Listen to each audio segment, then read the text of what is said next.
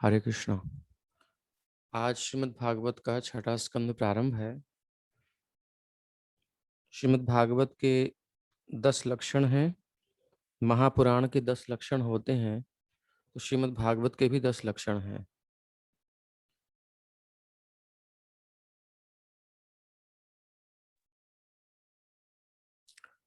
तो 10 लक्षणों में से अत सर्गो विसर्गश्च स्थानम पोषणम ऊतयः मन्वंतरे ईशानु कथा निरोध मुक्तिराश्रय। सर्ग और विसर्ग ये जो हैं दो लक्षण हैं। फिर स्थान है, जो स्थान का वर्णन 5वें स्कंद में हम देख रहे हैं कि कहाँ भगवान ने सृष्टि वगैरह सब करी, सब कहाँ कहाँ सब लीलाएं होती हैं। मतलब स्थान, प्लेस कौन सा है। पोषण, पोषण भगवान अपने भक्तों का पोषण करते हैं, अपने जीवों का पोषण करते हैं। तो ये उनका हृदय है, भगवान का हृदय। जो भगवान की भागवत का लक्षण है, उसमें इसके अलावा जो भगवान के अंग स्वरूप हमने वर्णन सुना भागवत का कि पादौ यदि हो प्रथम द्वितीय, पहला दूसरा स्कंद भगवान के चरण कमल हैं, तीसरा चौथा स्कंद भगवान की दोनों जंघाएं हैं, पांचवा स्कंद भगवान की नाभि है। उधर प्रदेश में सारे ब्रह्मांड आदि विराजमान हैं। और हृदय, ये वक्षस्थल का वर्णन आ रहा है छठा स्कंद, जो कि भगवान का वक्षस्थल है, हृदय प्रदेश कह लीजिए। इसमें भगवान का जो पोषण है, उस पोषण का वर्णन है कि अपने भक्तों की कैसे केयर करते हैं भगवान, कितना उनका वात्सल्य है। पोषणं तदनुग्रह, उनकी कृपा। तो यहाँ से शुरुआत हो रही है। 5वें स्कंद में परीक्षित महाराज सुने कि भाई इतना कष्ट है सबको, ये जीवात्मा नरक में जा रही हैं, कैसे बचेंगी, इनको दया आ गई। तो उस दया के लिए उनके हृदय में भाव आया, उस दया को प्रस्तुत किया सुखदेव जी के सामने और निवेदन किया कि आप कृपा कीजिए और कृपा करके ये बताइए कि इन जीवों का उद्धार होगा कैसे, जो ये जा रहे हैं नरक में। इतना कष्ट, सीवियर पेन इनको होता है। पृथ्वी पर तो होता है जो सो होता है, लेकिन नरकों में तो बहुत भयंकर होता है। मोटा मोटा तो वहीं होता है, बचेंगे कैसे। तो ये आज से प्रारंभ है। तो थोड़ा सा हम लेंगे श्लोक, और आज भक्तिविनोद ठाकुर जी का शरणागति का एक पद लेंगे जो हमने आपको व्हाट्सएप पर शेयर किया है, और एक तुलसीदास जी का भी वर्णन है। इसको आज थोड़ा सा समझ लेंगे फिलॉसफी, फिर कल हम उसको लाइव करेंगे दोबारा से, ताकि और अच्छे से अंडरस्टैंडिंग, क्योंकि ये फिलॉसफी अगर क्लियर नहीं हुई तो हम कहीं ना कहीं फंसे रहेंगे कर्मकांड में, दुनिया भर की चीज़ों में। भगवान के नाम पर विश्वास नहीं होगा हमारा। बहुत डीप डिस्कशन है ये, तो इसलिए 2 बार करना चाहते हैं। एक बार आप, मैंने सोचा कि पहले डायरेक्ट करूं, फिर मैंने सोचा जूम पर कर लेते हैं, फिर कल वैसे कर।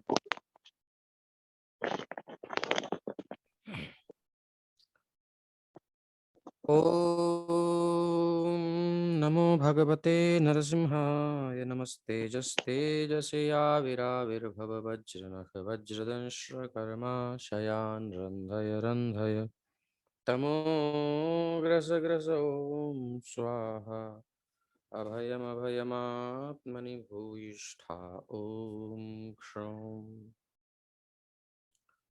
ओम नमो भगवते वासुदेवाय। ओम नमो भगवते वासुदेवाय। ओम नमो भगवते वासुदेवाय। नारायणं नमस्कृत्य नरं चैव नरोत्तमं देवीं सरस्वतीं व्यासं ततो जयमुदीरये। नष्टप्रायेष्वभद्रेषु नित्यं भागवत सेवया भगवत्युत्तमश्लोके स्थितिर्भवति नैष्टिकी तदा रजस्तमो भावा कामलोभादयश्च ये चेतैतैरनाविद्धं स्थितं सत्त्वे प्रसीदति। स्क्रीन में देखना पड़ता है इसलिए समस्या है। आप बताइएगा कि वीडियो सही आ रहा है नहीं, मैं उसको चेंज कर लूँ। ठीक आ रहा है? अब ठीक है प्रभु जी। हरे कृष्ण प्रभु जी, ठीक है। ठीक है फिर। तो हम सुन रहे हैं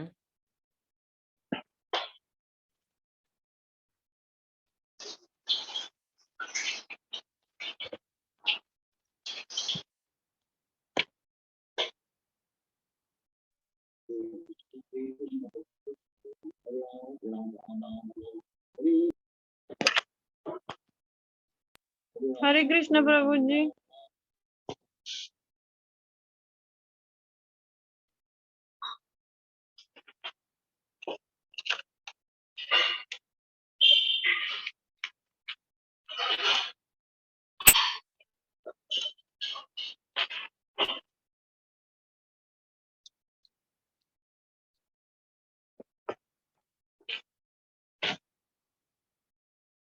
वहीं चलेगा।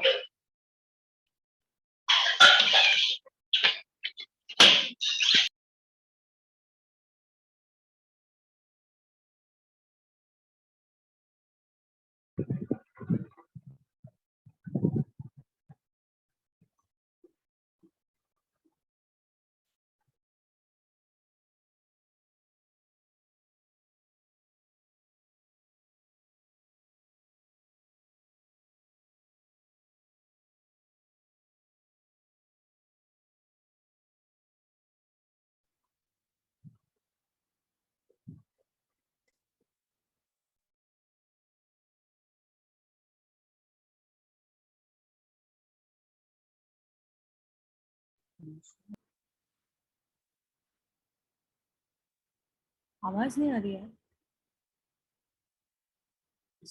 हरे कृष्णा प्रभु जी, आवाज नहीं।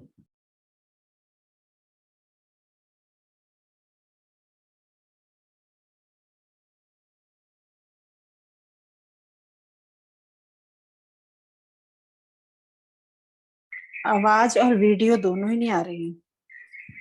वीडियो तो दिख रहा है प्रभु जी, लेकिन आवाज नहीं आ रही है।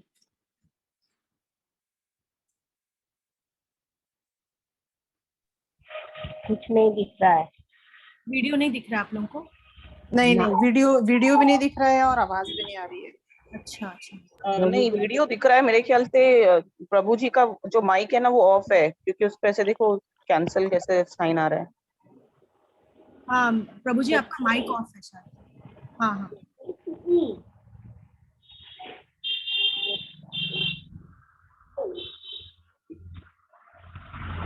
हाँ, अब आ रही है बस। जी प्रभु जी। जी प्रभु जी आ रही है। वीडियो भी दिख रहा है प्रभु तो जी। कहाँ से आवाज, शुरू से कब से नहीं आ रही आवाज? अभी 2 मिनट से आवाज नहीं आ रही। कहाँ तक सुना? प्रभु जी आपने शुरू नहीं किया, अभी पहला आपने कथा बता दी थी, वो वाला सुन लिया। अच्छा, अच्छा करें। ठीक है, दोबारा से बोलते हैं। तो 5वें स्कंद में सुनने के बाद कि किस प्रकार जीवों की दुर्गति हो रही है, नरक में जा रहे हैं, और उनके उद्धार के लिए श्री परीक्षित जी के हृदय में दया उत्पन्न हुई। उन्होंने सुखदेव जी से जिज्ञासा की, और जिज्ञासा से पहले अपना पिछला अध्ययन स्पष्ट कर दिया कि आपने पहले मुझे ये बता दिया है, उसे मैं समझ गया हूँ, और अगला जो मेरा प्रश्न है उसके उत्तर अब आप दे सकते हैं। क्योंकि जो पढ़ाते हैं या कथा कर रहे हैं, जो समझा रहे हैं, उनकी इच्छा होती है कि जो सुन रहे हैं वो थोड़ा सा सब्जेक्ट मैटर क्लियर हो रहा है कि नहीं हो रहा है। क्योंकि इतना हम बैठ करके समझा रहे हैं, सुना रहे हैं, और एक मूर्ति की तरह बैठ करके सुने और चले जाएं, कुछ पल्ले नहीं पड़े तो उसका कोई मतलब नहीं होता। तो सुखदेव जी को क्लियर करने के लिए कि मैं आपकी हर बात समझ रहा हूं, परीक्षित जी उत्तर दे रहे हैं। कहते हैं श्री परीक्षित उवाच, छठा स्कंध, पहला श्लोक। निवृत्ति मार्गः कथित आदौ भगवता यथा क्रम योगोपलब्धेन ब्रह्मणा यद संस्कृति। महाराज परीक्षित कहते हैं कि हे प्रभु, हे सुखदेव गोस्वामी, आप पहले ही द्वितीय स्कंध में मुक्ति मार्ग या निवृत्ति का मार्ग का वर्णन कर चुके हैं। उस मार्ग का अनुसरण करने से मनुष्य निश्चित रूप से, कोई डाउट नहीं है, क्रमशः सर्वोच्च लोक अर्थात ब्रह्म लोक तक ऊपर उठ जाता है, जहां से वो ब्रह्मा के साथ साथ आध्यात्मिक जगत वैकुंठ जाता है। इस प्रकार का भौतिक जगत में जन्म मृत्यु का चक्र समाप्त हो जाता है। तो ये निवृत्ति मार्ग और प्रवृत्ति मार्ग का वर्णन किया दूसरे स्कंध में, पहले और दूसरे अध्याय में सब हम देख चुके हैं। और ये निवृत्ति मार्ग का वर्णन हुआ था, और तीसरे स्कंध में प्रवृत्ति मार्ग आदि का भी वर्णन हुआ। त्रैगुण्य विषयाः, तीसरे स्कंध का 32वां अध्याय आप देख सकते हैं। और फिर जो है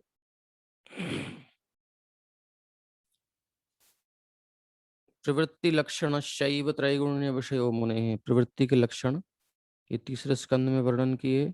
त्रैगुण्य विषयों में तीनों गुणों के अंतर्गत कैसे जीव संसार में रहता है, प्रवृत्ति में पड़ता है, यानी भोग करता है और त्यागता नहीं है भोग को, तो कैसे उसकी गति होती है। यो सावलीन प्रकृतिर गुण सर्ग पुनः पुनः, और बार बार वो सृष्टि में आकर के पड़ता रहता है, ये प्रवृत्ति मार्ग है। धीरे धीरे कभी उसको होश आता है, निकलता है।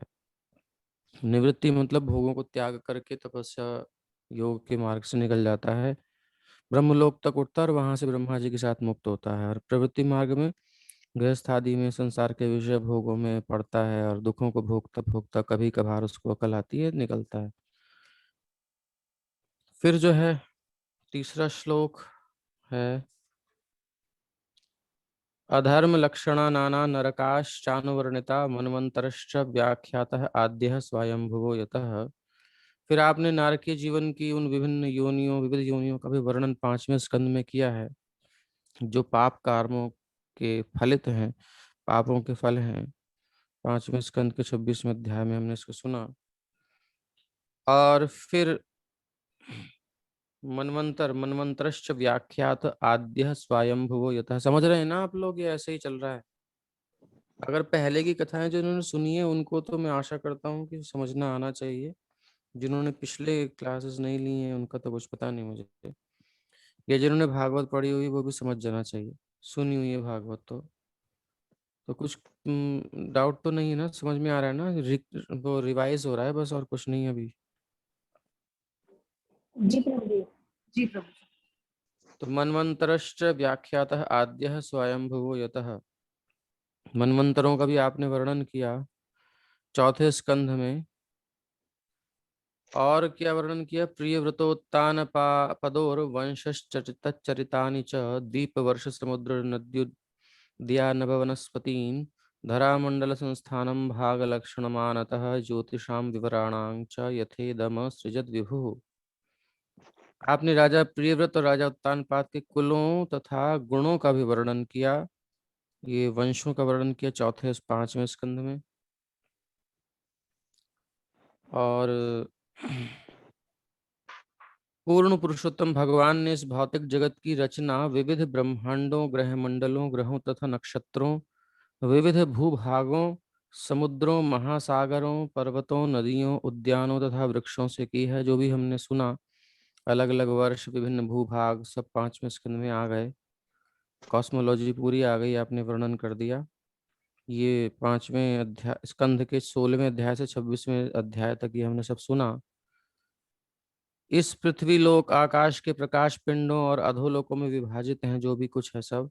आपने इन लोकों का और इनमें रहने वाले जीवों का बहुत ही स्पष्ट वर्णन किया, ये भी हमने सुना। अधुना, अब अधुना से मतलब है कि अब इस समय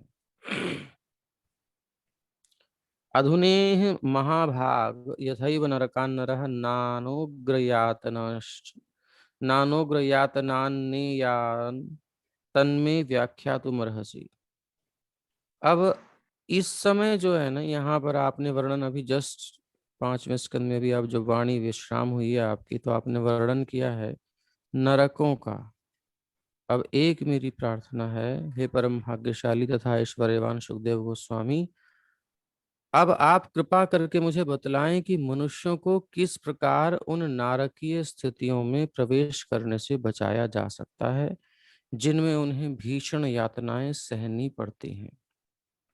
ये प्रश्न है इस समय सुखदेव जी के प्रति हमारे परीक्षित जी का, दया से भर करके, दया से ओतप्रोत होकर के।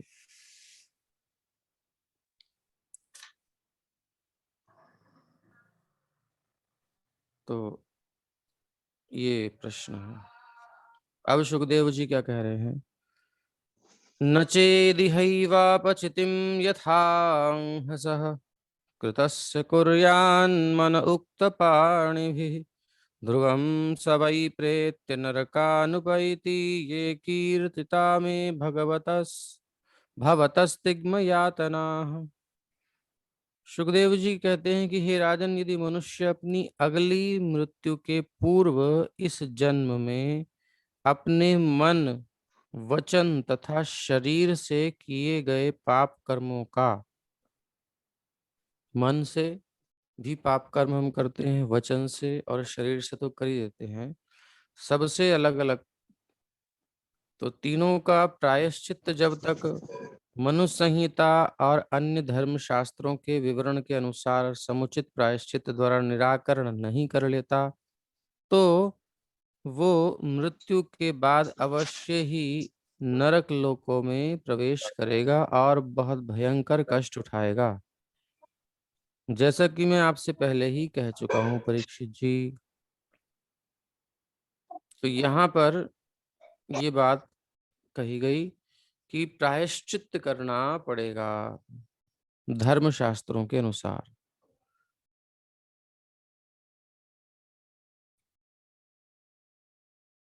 मनु संहिता है जो धर्म शास्त्र है, उसमें सब कुछ ऐसे ऐसे प्रायश्चित हैं, हम सोच नहीं सकते करेंगे, कोई करना ही नहीं चाहेगा, बड़े कठोर प्रायश्चित हैं। तो ये कर्म कांड आदि की व्यवस्था।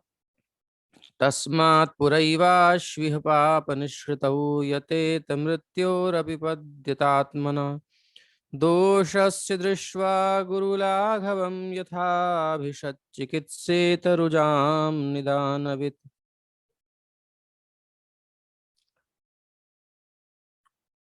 इसलिए अगली मृत्यु आने से पूर्व, मरना तो बार बार है, एक बार तो है नहीं, हम एक बार मरने से डरते रहते हैं, कई बार मर चुके हैं, कोई नया काम नहीं कर रहे मर के, खा पी करके और बीमार होकर के।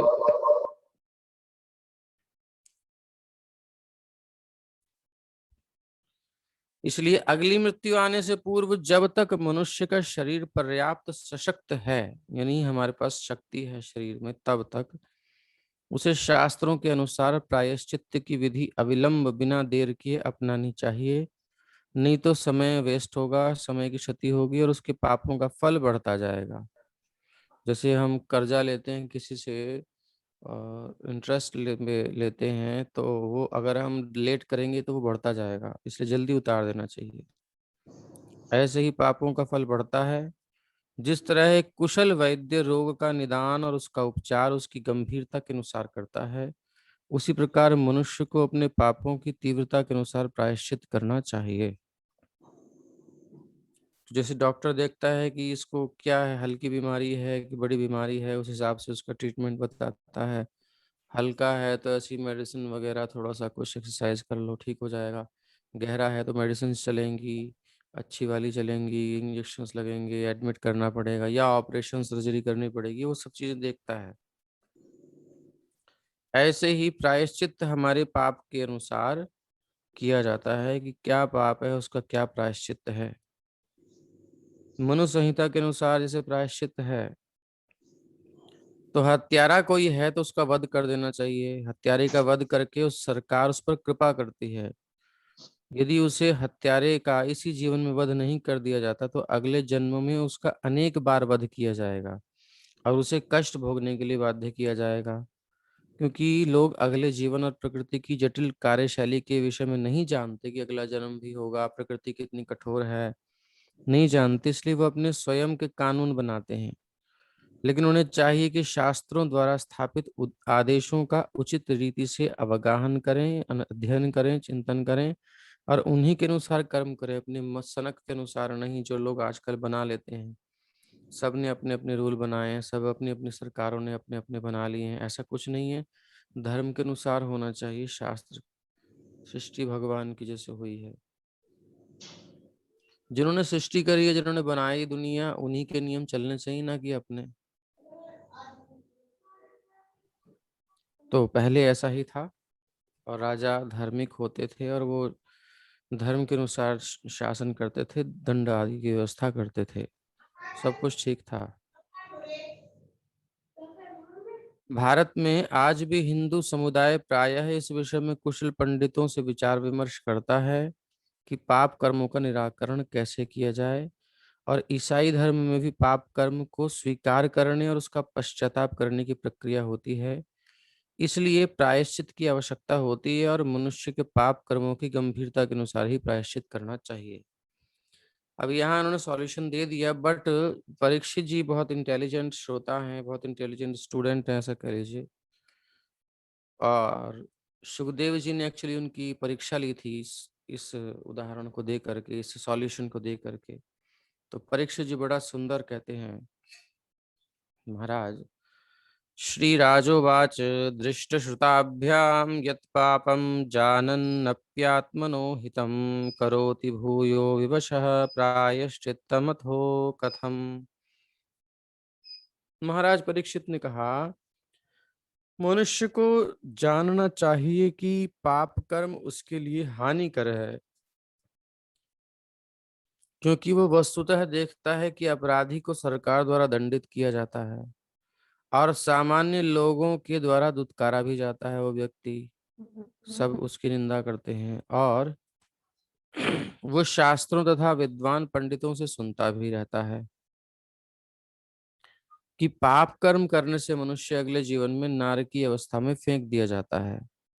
फिर भी ऐसा ज्ञान होने पर मनुष्य को प्रायश्चित करने के बावजूद बार बार पाप करने के लिए विवश होना पड़ता है। इसलिए ऐसे प्रायश्चित का क्या महत्व है? तो बहुत सुंदर प्रश्न किया है कि प्रायश्चित किया, उससे पाप का निवारण हो गया, मान लिया हमने, बट वो फिर पाप करता है, इसका क्या, ये क्या है फिर? ऐसा कि प्रायश्चित कैसा प्रायश्चित है कि उसको पाप से तो मुक्त कर दिया, लेकिन पाप की इच्छा अभी भी बनी पड़ी है उसके अंदर, वो फिर से पाप करता है। बरी हो गया, निपट गया, फिर वो दोबारा करता है गड़बड़। कोई कितना ही दंडित क्यों ना किया जाए, कितनी बार क्यों ना किया जाए, यदि वो इंद्रिय भोग के प्रति आसक्त है, उसका जो इंद्रियां उसे कंट्रोल में ही नहीं है, उसके अंदर उसकी आसक्ति भरी पड़ी है, आसक्त है, तो वो तब तक बार बार पाप कर्म करता रहेगा जब तक उसे अपनी इंद्रियों का भोग करने से दूर रहने का प्रशिक्षण नहीं दिया जाता। यहाँ पर विवश शब्द प्रयुक्त है। करोति भूयो विवशः, विवश मतलब जो पाप कर्म नहीं करना चाहता उसे भी आदत वश पाप कर्म करने के लिए बाध्य होना पड़ेगा। इसलिए महाराज परीक्षित ने मनुष्य को उसके पाप कर्मों से बचाने के लिए प्रायश्चित विधि को बहुत ही अल्प महत्व का माना और इस विधि की उपेक्षा किए जाने की व्याख्या भी की। बात समझ में आ रही है? पॉइंट क्या है? ये है कि पाप हुआ, पाप का प्रायश्चित किया, लेकिन पाप का प्रायश्चित करने के बाद फिर से पाप करने की जो एक प्रवृत्ति है अंदर, कहीं ना कहीं बीज है, वो नष्ट नहीं हो रहा, तो फिर वो प्रायश्चित असली प्रायश्चित नहीं हुआ उसका। ठीक है, अभी तो बच गया, बट फिर वो चांसेस है फिर आकर के वही गड़बड़ करेगा। तब क्वचिन निवर्तते भद्रात् क्वचित चरति तत्पुनः प्रायश्चित्तमथो पार्थम मन्ये कुंजर शौचवत् कभी कभी ऐसा व्यक्ति जो पाप कर्म न करने के प्रति अत्यधिक सतर्क रहता है, पुनः पापमय जीवन के फेर में आ जाता है। बहुत सावधान, लेकिन फिर भी अब कहीं ना कहीं आ जाती है वासना और आदमी कर देता है। इसलिए मैं बारंबार पाप करने और फिर प्रायश्चित करना, फिर पाप करना, फिर प्रायश्चित करने की इस विधि को, इसका कोई अर्थ नहीं है, ऐसा मैं मानता हूँ। ये तो ऐसा ही है जैसे हाथी का स्नान। हाथी क्या करता है? खूब प्रभु बढ़िया जी स्नान। आवाज क्लियर जी, क्या कह रहे हैं?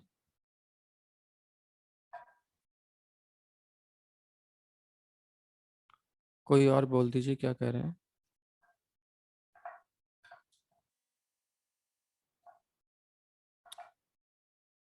प्रभु जी वो आवाज के लिए बोल रही है, लेकिन आपकी आवाज ठीक आ रही है हमें तो।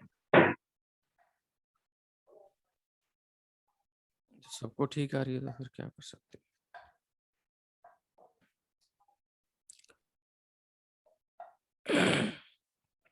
उनसे कह दीजिए फेसबुक पे सुन लेंगे दोबारा। तो स्नान करा हाथी ने, खूब बढ़िया से जाकर के नदी में डुबकी लगाता है और अपनी सूंड में भर भर के पानी और फुव्वारा बना बना करके खूब देर तक नहाता है। अपनी पत्नी को भी नहलाता है, बच्चों को भी नहलाता है बढ़िया से। लेकिन खूब देर फ्रेश होने के बाद जब आता है तट पर, तो आने के बाद उसी सूंड में वो मिट्टी भरता है और मिट्टी भर करके और फिर जो है अपने ऊपर डाल लेता है। और जैसे ही स्नान करके आया, तुरंत उसने अपना मिट्टी अपने ऊपर छीट लेता है। अब ये कौन सी स्नान की विधि है? ऐसे ही कुंजर मतलब हाथी के स्नान के समान मैं मानता हूँ ऐसे प्रायश्चित को, जो अच्छे से शुद्ध तो करता है बट फिर से वासना अंदर होती है, फिर पाप कर लेता है। तो सुखदेव जी मुस्कुराते हुए कहते हैं, श्री बादरायणिरुवाच कर्मणा कर्म निर्हारो न ह्यात्यन्तिक इष्यते अविद्वदधिकारित्वात् प्रायश्चित्तं विमर्शनम्। वेद व्यास पुत्र शील सुखदेव गोस्वामी ने उत्तर दिया कि हे राजन, क्योंकि अपवित्र कर्मों को निष्प्रभावित करने के उद्देश्य से किए जाने वाले कर्म भी सकाम होते हैं, उनमें भी कामना होती है। इसलिए वो मनुष्य को सकाम कर्म करने की प्रवृत्ति से छुटकारा नहीं दिला सकते, क्योंकि वो भी तो एक कामना है, पापों से छूटने की कामना, कि मैं पापों के फलों से छूट जाऊं। पाप करने से छूटने की बात नहीं होती, जनरली यही होता है, यार ये गलती हो गई, इससे कैसे मेरे को पनिशमेंट मिलने से बचूं। जनरली व्यक्ति यही सोचता है कि ये गलती हो गई, इसका फल ना मिले, ये मेरे से। अब पुलिस, मान लो कोई हमने अपराध कर दिया, तो पुलिस में जाने से बच जाए, केस ना हो, जैसे तैसे वकील को देख करके, जज को देख करके कैसे न कैसे केस रफा दफा करवाओ, बचे हम। कोई भी व्यक्ति कहीं भी देखता है तो उस फल से बचना चाहता है, उसका कारण जो प्रवृत्ति है, काम कर्म करने की प्रवृत्ति से नहीं बचना चाहता। जनरली यही होता है, ऐसा है कि नहीं है?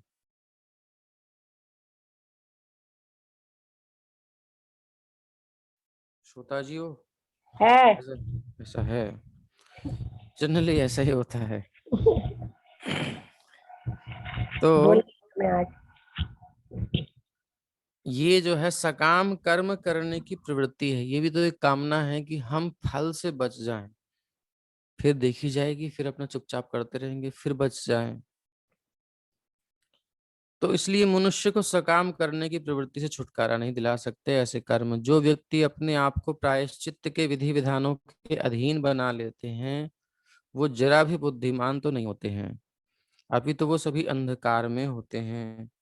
जब तक मनुष्य तमोगुण से मुक्त नहीं हो जाता, तब तक एक कर्म का दूसरे से निराकरण करने का प्रयास करना बेकार है, क्योंकि इससे मनुष्य की इच्छाओं का उन्मूलन नहीं होता। उसके अंदर जो इच्छाएं हैं पाप करने की, गलती करने की, वो खत्म नहीं होती। इस प्रकार ऊपर से पवित्र लगने वाला व्यक्ति बड़ा धार्मिक है जी, बड़ा पुण्य करते हैं, बड़ा दान करते हैं, बड़ा धर्म करते हैं, बड़ा ये करते हैं, ऐसे जनरली ऐसे लोग जो होते हैं वो अंदर से गंदे होते हैं, ऊपर से बहुत साफ दिखाई देते हैं कि धार्मिक हैं, धार्मिक हैं। क्योंकि उनकी ये स्थिति होती है कि वो ऊपर से अपने सोचते हैं कि हमने इतना जैसे तैसे पैसा कमाया है, जो भी हमने किया है इसको हम थोड़ा दान कर देंगे, थोड़ा ये कर लेंगे, वो कर लेंगे, और हम समाज में भी नाम हो जाएगा हमारा, और हमारे पाप भी धुल जाएंगे। जनरली कभी कभी लोग कह देते हुए कहते हैं, कभी प्रभु जी आप हमें पापों को धोने का मौका नहीं दोगे? सीधा कुछ देते हैं तो हम लेते नहीं जनरली, कहते हैं प्रभु जी हमें पापों को धोने का मौका नहीं दोगे? तो भैया तुम पाप धोने के लिए हमारे पास ही है, सारे पाप हमारे सिर पे डालोगे? हम तो कह रहे हैं तुम्हारे पाप खत्म हो जाएं, और तुम अपने पाप कर करके ही और डाले जा रहे हो हमारे ऊपर। तो ये जो दान, इस प्रकार के दान होते हैं बड़े खतरनाक होते हैं, इसलिए संतों को भी कष्ट होता है जीवन में। यदि वो कुछ अंश लेते हैं तो उसका प्रभाव उन पर पड़ता है। तो ये पापों को धोने का मौका सबको चाहिए, तो ये नहीं सोचते कि पाप हम करें ना, ऐसी कुछ स्थिति हो जाए, पापों को धोना ही ना पड़े, पाप ही ना हो। तो ये एक समस्या है संसार में, जनरली सब लोग ऐसे ही होते हैं, अपने पापों को धोने वाले। तो ये क्यों है? क्योंकि तमोगुण में उनकी स्थिति है, और उनको अज्ञान है, उनको पता नहीं क्या सही क्या गलत, क्या करना क्या नहीं करना, क्या विधि है। तो इसलिए इससे मनुष्य की इच्छाओं का उन्मूलन नहीं होगा, अंदर से जो इच्छाएं हैं गलत वो नहीं होंगी। इस प्रकार ऊपर से पवित्र लगने वाला व्यक्ति निस्संदेह पाप कर्म करने के लिए उन्मुख होगा। उसे पता है इसका ये प्रायश्चित है, ये सरकार कानून का ये लॉ है, इसको यहाँ से ब्रेक करेंगे तो उसका ये तोड़ निकल के आ जाएगा, हम बच जाएंगे। ऐसा जुगाड़ लगा लगा करके लोग बड़े बड़े पाप करते हैं। इसलिए वास्तविक प्रायश्चित तो पूर्ण ज्ञान अर्थात वेदांत में प्रबुद्ध होना है, जिससे मनुष्य परम सत्य श्री भगवान को समझता है। तो बिंदु समझ में आ रहा है ना सबके, कि बीमारी को जड़ से निकालना है, बचे ही ना, पाप करने की इच्छा ही ना बचे, ना कि पापों का फल खत्म हो, बल्कि पाप करने की इच्छा भी खत्म हो जाए, ऐसा कोई सॉल्यूशन ही अच्छा होगा। लेकिन कर्म कांड से हमारे पाप तो चले जाते हैं, बट उनके पापों के फल तो चले जाते हैं, बट जो इच्छा है पापों को करने की, जननी पापों की, वो रह जाती है। तो गुरु सुखदेव गोस्वामी ने परीक्षित महाराज की परीक्षा ले ली है, और वो परीक्षित नाम है उनका, ऑलरेडी टेस्टेड हैं, ओके टेस्टेड हैं, इसलिए पास भी हो गए। और ऐसा प्रतीत होता है कि राजा ने सकाम कर्म से युक्त प्रायश्चित विधि का खंडन करके परीक्षा की एक अवस्था उत्तीर्ण कर ली है। अब श्री सुखदेव गोस्वामी चिंतन परक ज्ञान के पद का सुझाव रख रहे हैं। कर्म कांड से ज्ञान कांड की ओर अग्रसर होते हुए वो सुझाव रखते हैं, प्रायश्चित्तम विमर्शनम। वास्तविक प्रायश्चित तो पूर्ण ज्ञान है, विमर्शन चिंतन परक ज्ञान के अनुशीलन का द्योतक यानी सूचक है। श्रीमद् भगवत गीता में ज्ञान से विहीन कर्मियों की तुलना गधों से की गई है, जिनको नॉलेज नहीं है, जो कुल कर्म कर रहे हैं, करे जा रहे हैं, करे जा रहे हैं, इसका कितना फल होगा, क्या होगा, बोले कुछ नहीं, पुण्य कर लेंगे, पंडित जी से पूछ लेंगे, कुछ दान दक्षिणा करते रहेंगे, अपना काम चलता रहेगा। तो वो गधे हैं ऐसे लोग, उनको कुछ अकल नहीं है। श्रीमद् भगवत गीता में स्वयं भगवान कह रहे हैं अपने मुंह से 7वें अध्याय के 15वें श्लोक में, नमांग दुष्कृतिनो मूढ़ाः प्रपद्यन्ते नराधमाः मायया पहृतज्ञाना आसुरं भावमाश्रिताः। जो दुष्ट हैं, नितांत मूर्ख हैं, मनुष्यों में भी अधम हैं, जिनका ज्ञान माया ने हर लिया है, मानते हैं बहुत बड़े विद्वान, होते हैं मूर्ख। और जो असुरों के नास्तिकतावादी स्वभाव में भागीदार बनते हैं, वो मेरी शरण में नहीं आते। बहुत सारे उपाय करेंगे अपने पापों से बचने के और सब जितने भी समस्याओं से निकलने का, मेरी शरण में नहीं आएंगे, सब करेंगे। इस प्रकार वो कर्मी जो पाप कर्म में लिप्त हैं और जो जीवन के असली लक्ष्य को नहीं जानते, वो मूढ़ या गधे कहलाते हैं। किंतु विमर्शन की व्याख्या भगवत गीता के 15वें अध्याय के 15वें श्लोक में भी हुई है, जहां पर भगवान श्री कृष्ण कहते हैं, वेदैश्च सर्वैर अहम एव वेद्यः। वैदिक अध्ययन का उद्देश्य क्या है? क्यों हम शास्त्र पढ़ें, वेद पढ़ें? कर्मकांडी लोग जनरली वेद पढ़ पढ़ के रट रट के बड़े सुंदर उसका उच्चारण करते हैं सब, और कर्मकांड में निपुण होते हैं, लेकिन उनको उद्देश्य नहीं पता होता है कि इसका उद्देश्य क्या है। वो फलों में आसक्त हो जाते हैं, इस कर्म का ये फल है, इसका ये फल है, और उसी से वो उसमें लगे रहते हैं। ये नहीं जानते कि ये रुचि क्यों कराई गई वेद में लगने के लिए, वेद का उद्देश्य क्या है, भगवान को जानना, वो ये नहीं जानते। यदि कोई वेदांत का अध्ययन करता है किंतु केवल चिंतन परक ज्ञान में ही प्रगति करता है और परमेश्वर को नहीं समझता, तो वो मूढ़ का मूढ़ बना रहता है। यानी केवल वो ऊपर से बस समेट रहा है, उसकी गहराई को नहीं समझ रहा। भगवत गीता 7वें अध्याय के 19वें श्लोक में कहा गया है कि जब मनुष्य श्री कृष्ण को समझता है और उनकी शरण में आ जाता है, तभी उसे वास्तविक ज्ञान प्राप्त होता है। इसलिए विद्वान तथा भौतिक कल्मश से मुक्त बनने के लिए मनुष्य को चाहिए कि श्री कृष्ण को समझने का प्रयास करे, क्योंकि ऐसा करने से वो समस्त पवित्र और अपवित्र काम, पाप और पुण्य दोनों के फलों से छूट जाता है तुरंत। पुण्य भी खराब है, लोग पुण्य को अच्छा समझते हैं जनरली, लेकिन पुण्य बहुत खतरनाक है, क्योंकि पुण्य से आदमी संतुष्ट हो जाता है, अपने आप को अच्छा मानता है और इसी संसार में रहने की इच्छा करता है। और जबकि ये संसार क्या है? दुखालयम, दुखों का स्थान है। तो ऐसी जगह रहने का मतलब हम इंटेलिजेंट तो नहीं है। अगर हमारे मन संसार में रहने का कर रहा है तो हम इंटेलिजेंट तो है ही नहीं, क्लियर है, क्योंकि यहाँ पे एक संकट है। 12वां श्लोक है, नाश्नतः पथ्यमेवान्नं व्याधयो विभवन्ति हि, एवं नियमकृद्राजन् शनैः क्षेमाय कल्पते। हे राजन, यदि रुग्ण व्यक्ति वैद्य द्वारा बताया गया शुद्ध अदूषित अन्न खाता है, अब ज्ञान मार्ग की चर्चा है, तत्व चिंतन करके, थोड़ा समझ करके और गलत चीजें छोड़ के, गलत काम छोड़ के, गलत चीजें छोड़ करके, और फिर हम बच सकते हैं। एक तो यह है कि इच्छा है, करे जा रहे हैं, करके और प्रायश्चित करे जा रहे हैं, उधर से रोकने का प्रयास नहीं कर रहे गलत, और उधर बस उसका फल जो है, ऐसा समझ लो बार बार चेन खींचो, बार बार फाइन दो, बार बार गलत चोरी करो, बार बार पुलिस के पास जाके डंडे खाओ, बस हो गया प्रायश्चित, फिर कर लो, कोई बात नहीं, डंडा पड़ेगा, या फाइन दे दिया या जो भी चार्ज लगा दे दिया। तो ये एक तरीका है। तो दूसरा है कि ज्ञान समझना, यार वो गया है चोरी करने, उसको डंडा पड़ा, और मैं भी जा चुका हूँ, मुझे भी खतरा हुआ है, अब नहीं करूंगा, समझ करके। तो हे राजन, यदि रुग्ण व्यक्ति वैद्य द्वारा बताया गया शुद्ध अदूषित अन्न खाता है, तो वो धीरे धीरे स्वस्थ हो जाता है, तब रोग का संक्रमण उसे छू तक नहीं पाता। इसी प्रकार यदि कोई ज्ञान के विधि विधानों का पालन करता है, तो वो धीरे धीरे भौतिक कल्मश से मोक्ष की ओर प्रगति करता है। तो यदि मनुष्य शास्त्रों में बताए गए विधि विधानों का पालन करता है, जैसे कि अगले श्लोक में बताया जाएगा, तो वो धीरे धीरे शुद्ध हो जाता है। इसलिए ज्ञान का पद सकाम कर्म के पद से थोड़ा श्रेष्ठ है।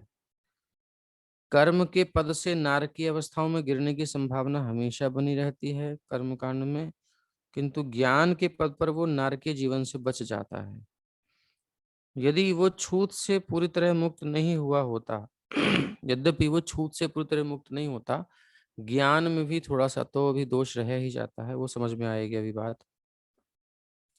कठिनाई ये है कि ज्ञान के पद पर मनुष्य सोचता है कि वो मुक्त हो चुका है, या नारायण या भगवान ही बन चुका है। अहम ब्रह्मास्मि, ऐसा मानते हैं वो लोग कि मैं ही ब्रह्म हूँ, नारायण, मैं भगवान में तादात्म्य हो गया है। अज्ञान का ये दूसरा चरण है, फर्स्ट से ये सेकंड स्टेज है। ये नविंदाक्ष विमुक्त मानिनस्त्वयस्तभावाद अविशुद्ध बुद्धयः आरुह्य कृच्छ्रेण परम पदं ततः पतन्त्यधूना धृतयुष्मदंघ्रयः। अज्ञानवश मनुष्य अपने आप को भौतिक कल्मश से मुक्त सोचता है। अज्ञान में तो कर्म कांड में तो पूरा अज्ञान है, उसे तो केवल कर्म में रुचि है, कर्म फलों में रुचि है, अच्छे वाले जो उसकी दृष्टि में अच्छे हैं, और कड़वा कड़वे से बचने के लिए वो अपना कुछ कर्म कांड करता है, प्रायश्चित करता है गलतियों की सुधार के लिए, और बाकी वो चलता रहता है उसी में। दूसरा है ज्ञान मार्ग। ज्ञान मार्ग में वो इन सब से बच जाता है, प्रकृति के जितने भी छोटे मोटे पाप वाप सबसे हट करके, और अपने स्वरूप को समझता है कि मैं ब्रह्म स्वरूप ही हूँ, और बस अपने में लीन रहता है। वो सोचता है कि मैं ब्रह्म ब्रह्म हो गया।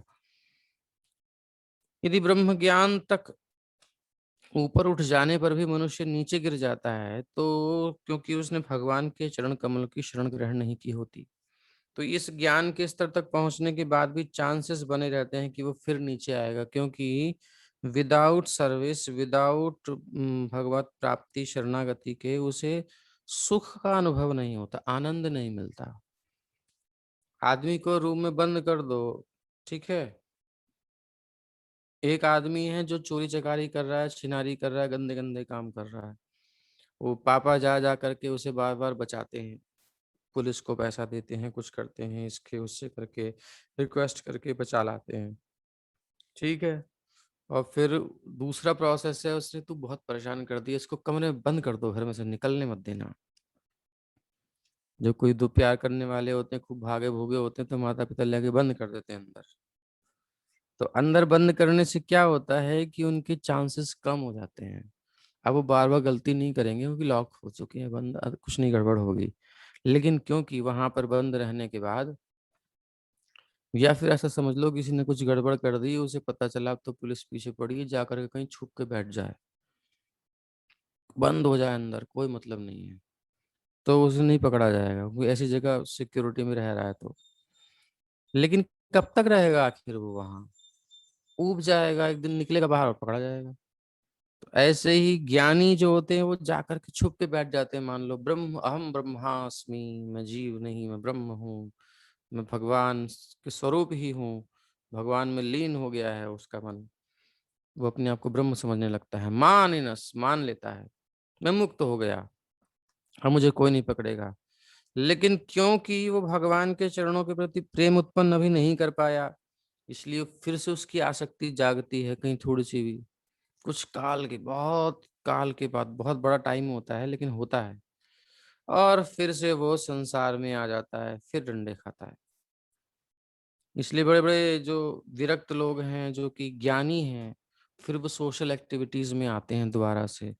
ऐसे कई लोग हैं जिनके अभी भी हम देख सकते हैं, जो कि हिमालय में चले गए थे, कहीं चले गए थे और ब्रह्मलीन हो गए थे ऐसे कह के, फिर उसके बाद वो जनरली मानवता की पर कृपा करने के लिए कोई संघ बनाते हैं, कोई जीवों के कल्याण के लिए, मतलब ऐसी ऐसी ऐसी क्रियाएं करते हैं, चैरिटेबल ट्रस्ट खोलते हैं, खूब वो दया करते हैं, जीवों का उद्धार करना चाहते हैं, उनको भौतिक कल्याण करते हैं उनका, क्योंकि उधर उनको सेवा नहीं मिली भगवान की, इसलिए नीचे आना पड़ा।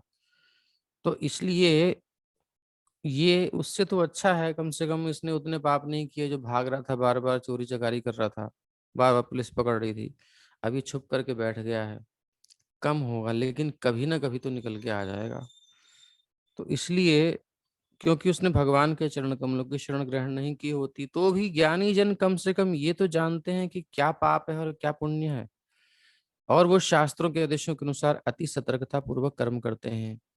और ज्ञानी का मतलब यह है, उसे नॉलेज हो गई है क्या पाप है क्या पुण्य है, और वो पापों से बचता है, जैसे कि पर स्त्री का दर्शन या चोरी या जो भी कुछ, ये सब यम नियम जो पालन है वो करता है ज्ञानी।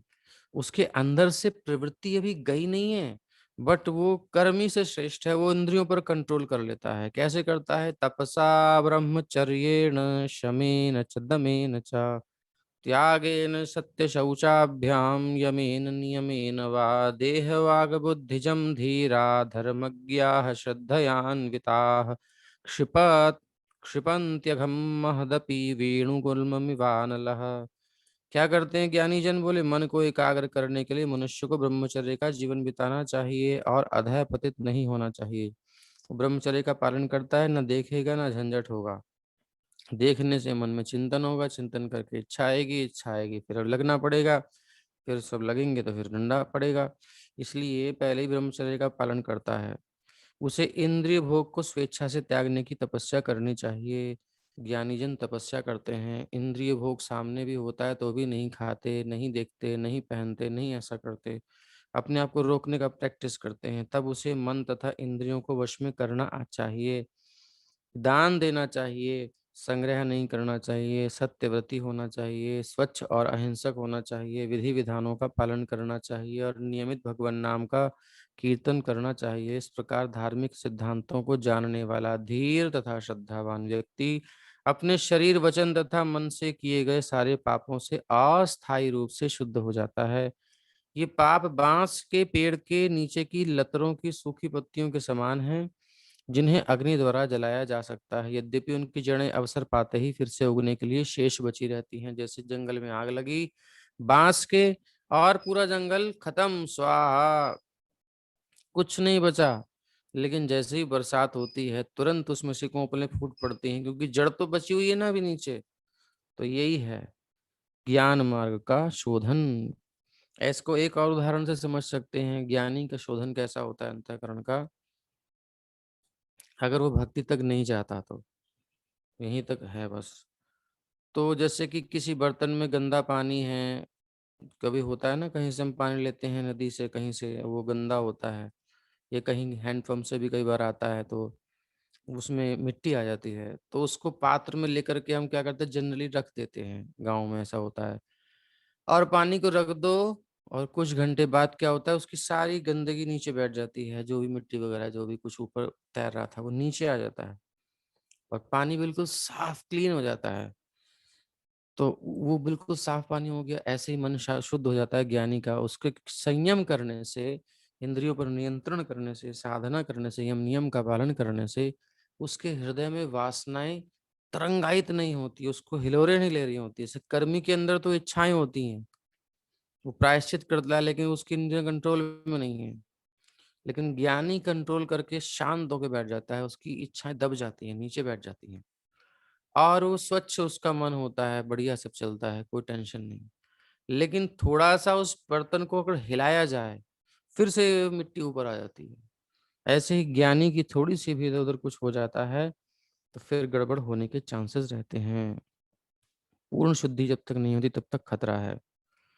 तो स्मृति शास्त्र में तपह की व्याख्या इस प्रकार हुई है, मनसश्चेन्द्रियाणाम च एकाग्र्यम परम तपः। मन तथा इंद्रियों का पूर्ण नियंत्रण तथा एक ही प्रकार के कार्य में उनकी पूर्ण एकाग्रता तप कहलाती है। तप क्या है? मन और इंद्रियों का पर पूर्ण नियंत्रण। ये बहुत कठिन है, कहना आसान है। मन पर पूर्ण नियंत्रण यानी मन को जहां लगाएं वहीं लग जाए, जितनी देर लगाएं उतनी देर लगे, बिल्कुल चूचा नहीं करे। इंद्रियां जहां लगाएं वहां लगे, जितनी लगाएं उतनी लगी रहे, कोई चूचा नहीं करे। ये है पूर्ण नियंत्रण। हमारा मन का हम पर नियंत्रण है, इंद्रियों का हम पर नियंत्रण है। अरे अब कितना झेलें यार, लॉकडाउन बहुत हो गया, हटो तो निकलेंगे, रह नहीं सकता मैं, बहुत बहुत देर हो गई। ऐसे ऐसे लोग कहते हैं, निकल जाते हैं, रुक नहीं पाते।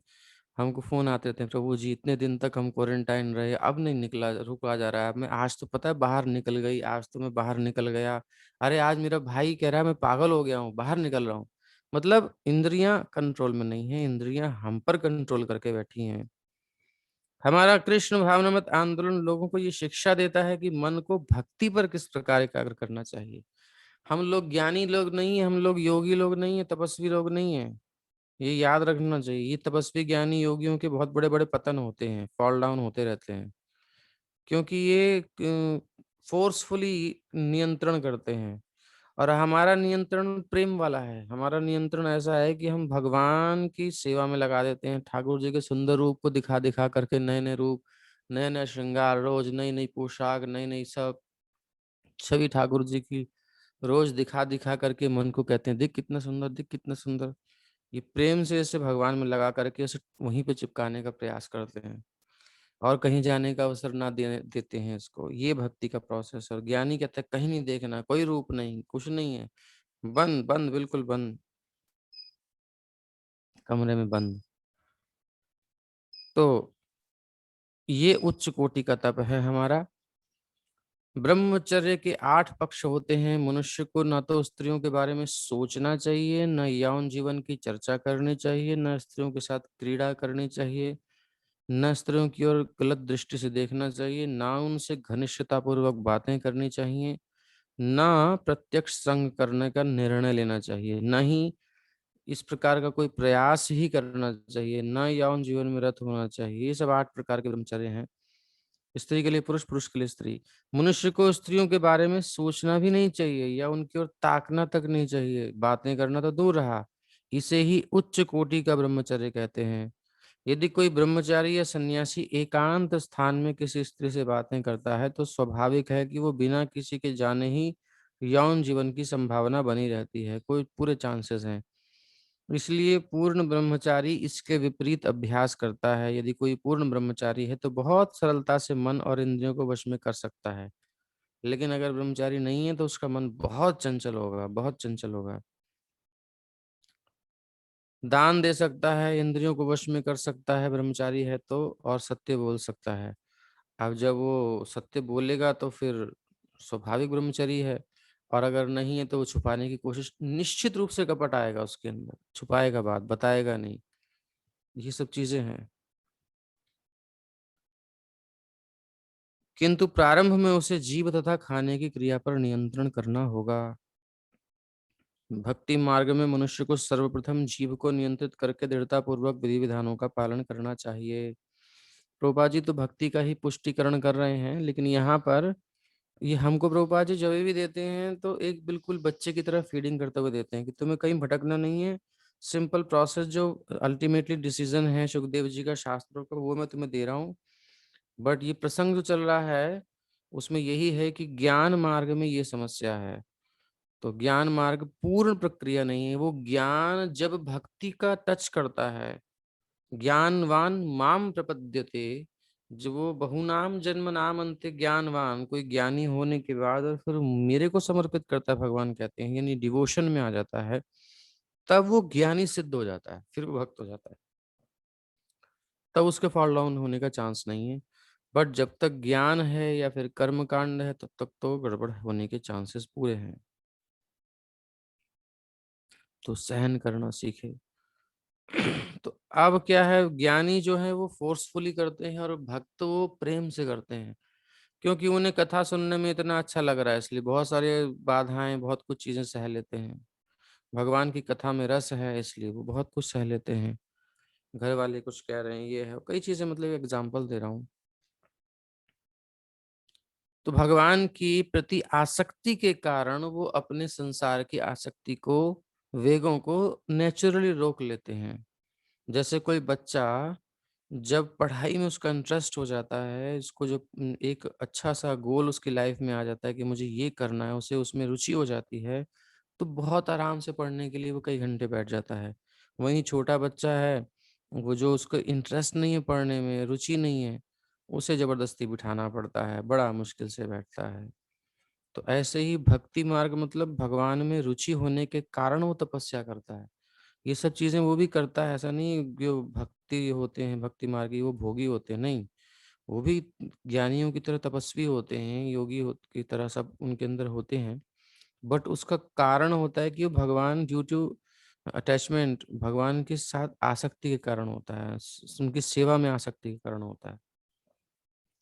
और उसका परफेक्शन जाके हाईएस्ट है, जैसे कि गोपियां हैं, मंजरियां हैं, भगवान की सहचरियां, सेविकाएं हैं, श्री कृष्ण उनका आलिंगन कर रहे हैं, और वो श्री कृष्ण तत्व वो हैं जो परम रस तत्व हैं। रसानाम समूह रास है, रसों का समूह, सारे रस पूरे शुद्ध रूप में, कोई दोष नहीं है जिसमें। वो रसों का समूह स्वयं उनका आलिंगन कर रहा है, और उस आलिंगन की तरफ उनका सुख का ध्यान ही नहीं है। वो हमेशा सेवा पर ध्यान लगा के बैठे हैं कि इनको क्या सेवा चाहिए, अब किशोरी जी को, श्याम सुंदर को क्या सेवा चाहिए। उनका फोकस वहां है, उनका भोग में है ही नहीं ध्यान।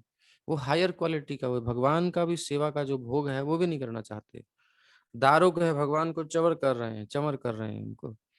और इतना सुंदर रूप भगवान का दर्शन कर रहे हैं दारुक, और दर्शन करके इतना आनंद मिलता है, इतना आनंद मिलता है कि उनको स्तंभ हो जाता है हाथ में, इतना जड़ता आ जाती है, जड़ हो जाता है हाथ। और जड़ता के कारण, आनंद के कारण वो चंवर डुलाना उनका रुक जाता है। धिक्कार दे मेरे सुख को, धिक्कार है, क्या करूं इस सुख का, मेरी सेवा रुक गई। खुद को धिक्कार है, किस लिए? भगवान के रूप में इनको सुख मिल रहा है। ये हाई क्वालिटी पे पहुंच जाते हैं डिवोटी। वहां तक पहुंचना है कि सुख भी नहीं चाहिए, आध्यात्मिक सुख भी नहीं चाहिए। अभी तो हम छोटे छोटे सुखों के लिए पगलाए रहे हैं, कहीं नहीं है। अभी हमारी कोई डिवोशन वोशन नहीं है, कोई मत सोचने की जरूरत नहीं कि हम भक्त हो गए, अभी कुछ नहीं है, बहुत लंबी यात्रा है। तो अगले श्लोक में बताया जाएगा कि भक्ति का मार्ग परम पूर्ण है, इसलिए कर्म मार्ग और ज्ञान मार्ग से श्रेष्ठतर है। वेदों से उद्धरण देते हुए श्रील वीर राघव आचार्य बतलाते हैं कि जितनी पूर्णता से संभावित हो उपवास रखना तपस्या में सम्मिलित हो जाता है। तपसा नाशकेन,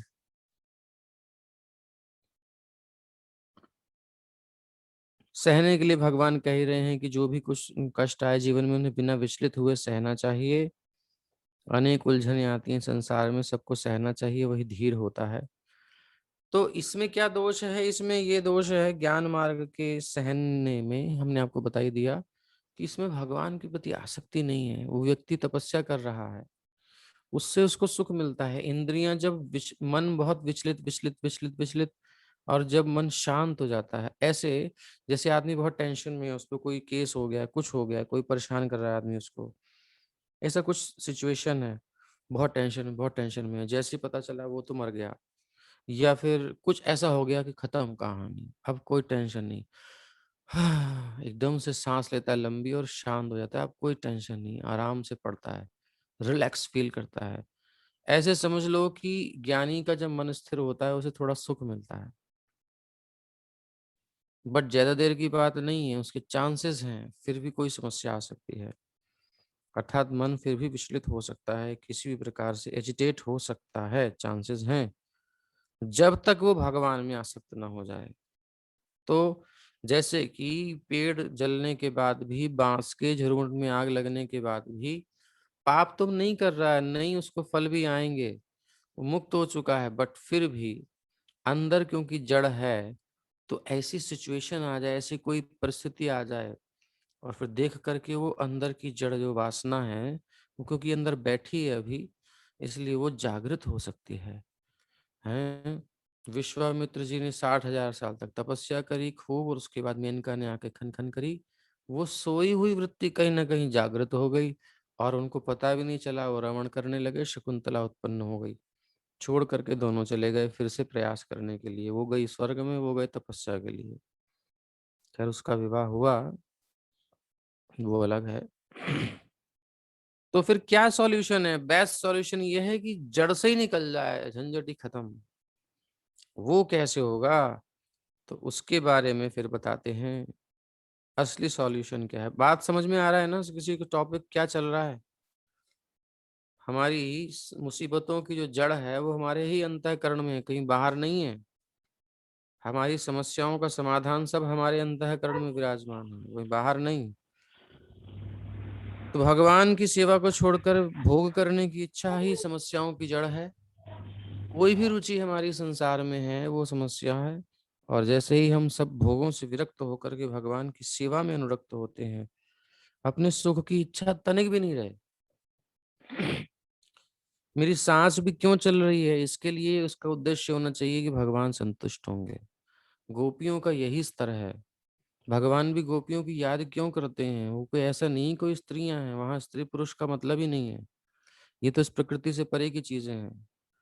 गोपियों को याद इसलिए करते हैं क्योंकि गोपियों का तिलक लगाना, गोपियों का साड़ी पहनना, गोपियों का श्रृंगार करना, गोपियों का चलना उठना बैठना खाना पीना सोचना विचारना पलक झपकना, एक एक क्रिया श्याम सुंदर के सुख के लिए है, उसमें अपने सुख का विधान है ही नहीं।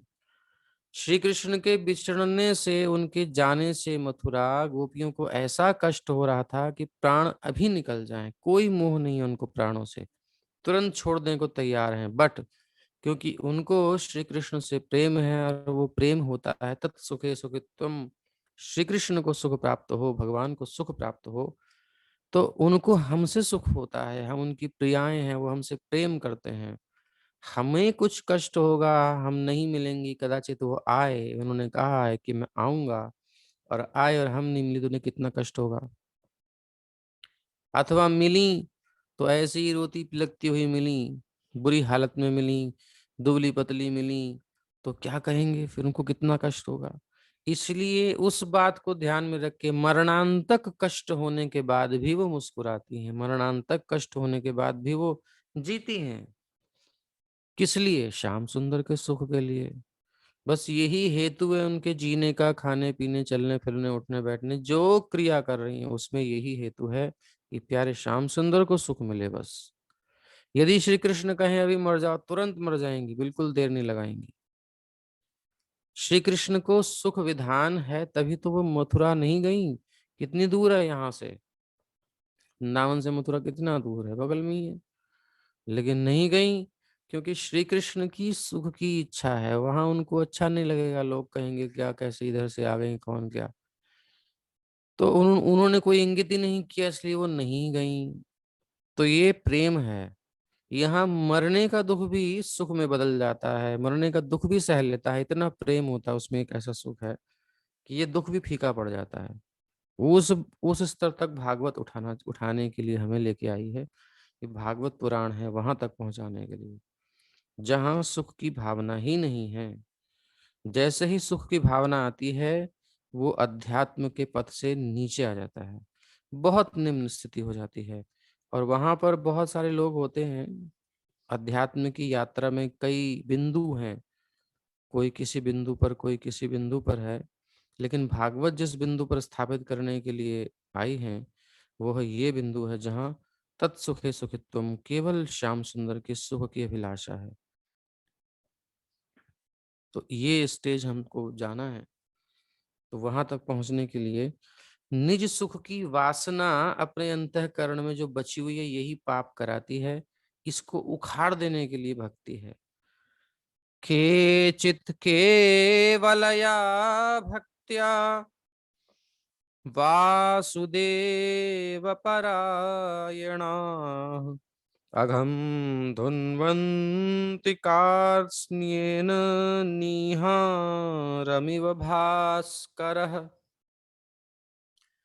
कोई विरला व्यक्ति ही, केचित कोई होता है, सब लोग डिवोशन नहीं कर सकते, क्योंकि सब लोग कहेंगे अरे अपना सुख खत्म, कैसे कैसे, हटो हम नहीं कर रहे यार, इतना मौज करने के लिए दुनिया में पड़ा है, ये सब बंद करा करोगे, क्या कराएंगे पता नहीं। वो बेचारे अभागे नहीं समझ सकते कि ये सुख कैसा है। कोई विरला व्यक्ति ही जिसने श्री कृष्ण की पूर्ण शुद्ध भक्ति को स्वीकार कर लिया है, उन पापमय कार्यों के खरपतवार को जड़ सहित नष्ट कर सकता है, जिनके दोबारा से हरे होने की संभावना ही नहीं रहती, दोबारा से पुनरुज्जीवित होने की संभावना ही नहीं रहती। वो केवल भक्ति योग संपन्न करके इसे कर सकता है, केवल या भक्त्या, केवल भक्ति से, और कोई प्रोसेस की जरूरत नहीं है, न ज्ञान की, न कर्म की, न योग की, किसी प्रोसेस का इसमें स्पर्श करने की जरूरत नहीं है। भक्ति स्वतंत्र सकल गुण खानी, भक्ति स्वतंत्र है, सकल गुणों की खान है, और समर्थ है बिल्कुल, जैसे कि एक अच्छी खासी अग्नि, उसमें सब कुछ जलाने की सामर्थ्य होती है, उसमें और कुछ की जरूरत नहीं है अग्नि में। इसी प्रकार से भक्ति की अग्नि जब प्रज्वलित हो जाती है, भगवान के प्रति प्रेम प्रकट हो जाता है, किसी के प्रति थोड़ा सा भी अटैचमेंट हो जाता है, हरि नाम हरि कथा के प्रति, तो उसके बल पर वो समस्त पापों से मुक्त हो जाता है, उनके फलों से मुक्त हो जाता है, कुछ नहीं बचता उसका, फिर वो मुक्त हो जाता है। लेकिन दुर्लभ है ऐसा प्राणी, बहुत कम होंगे।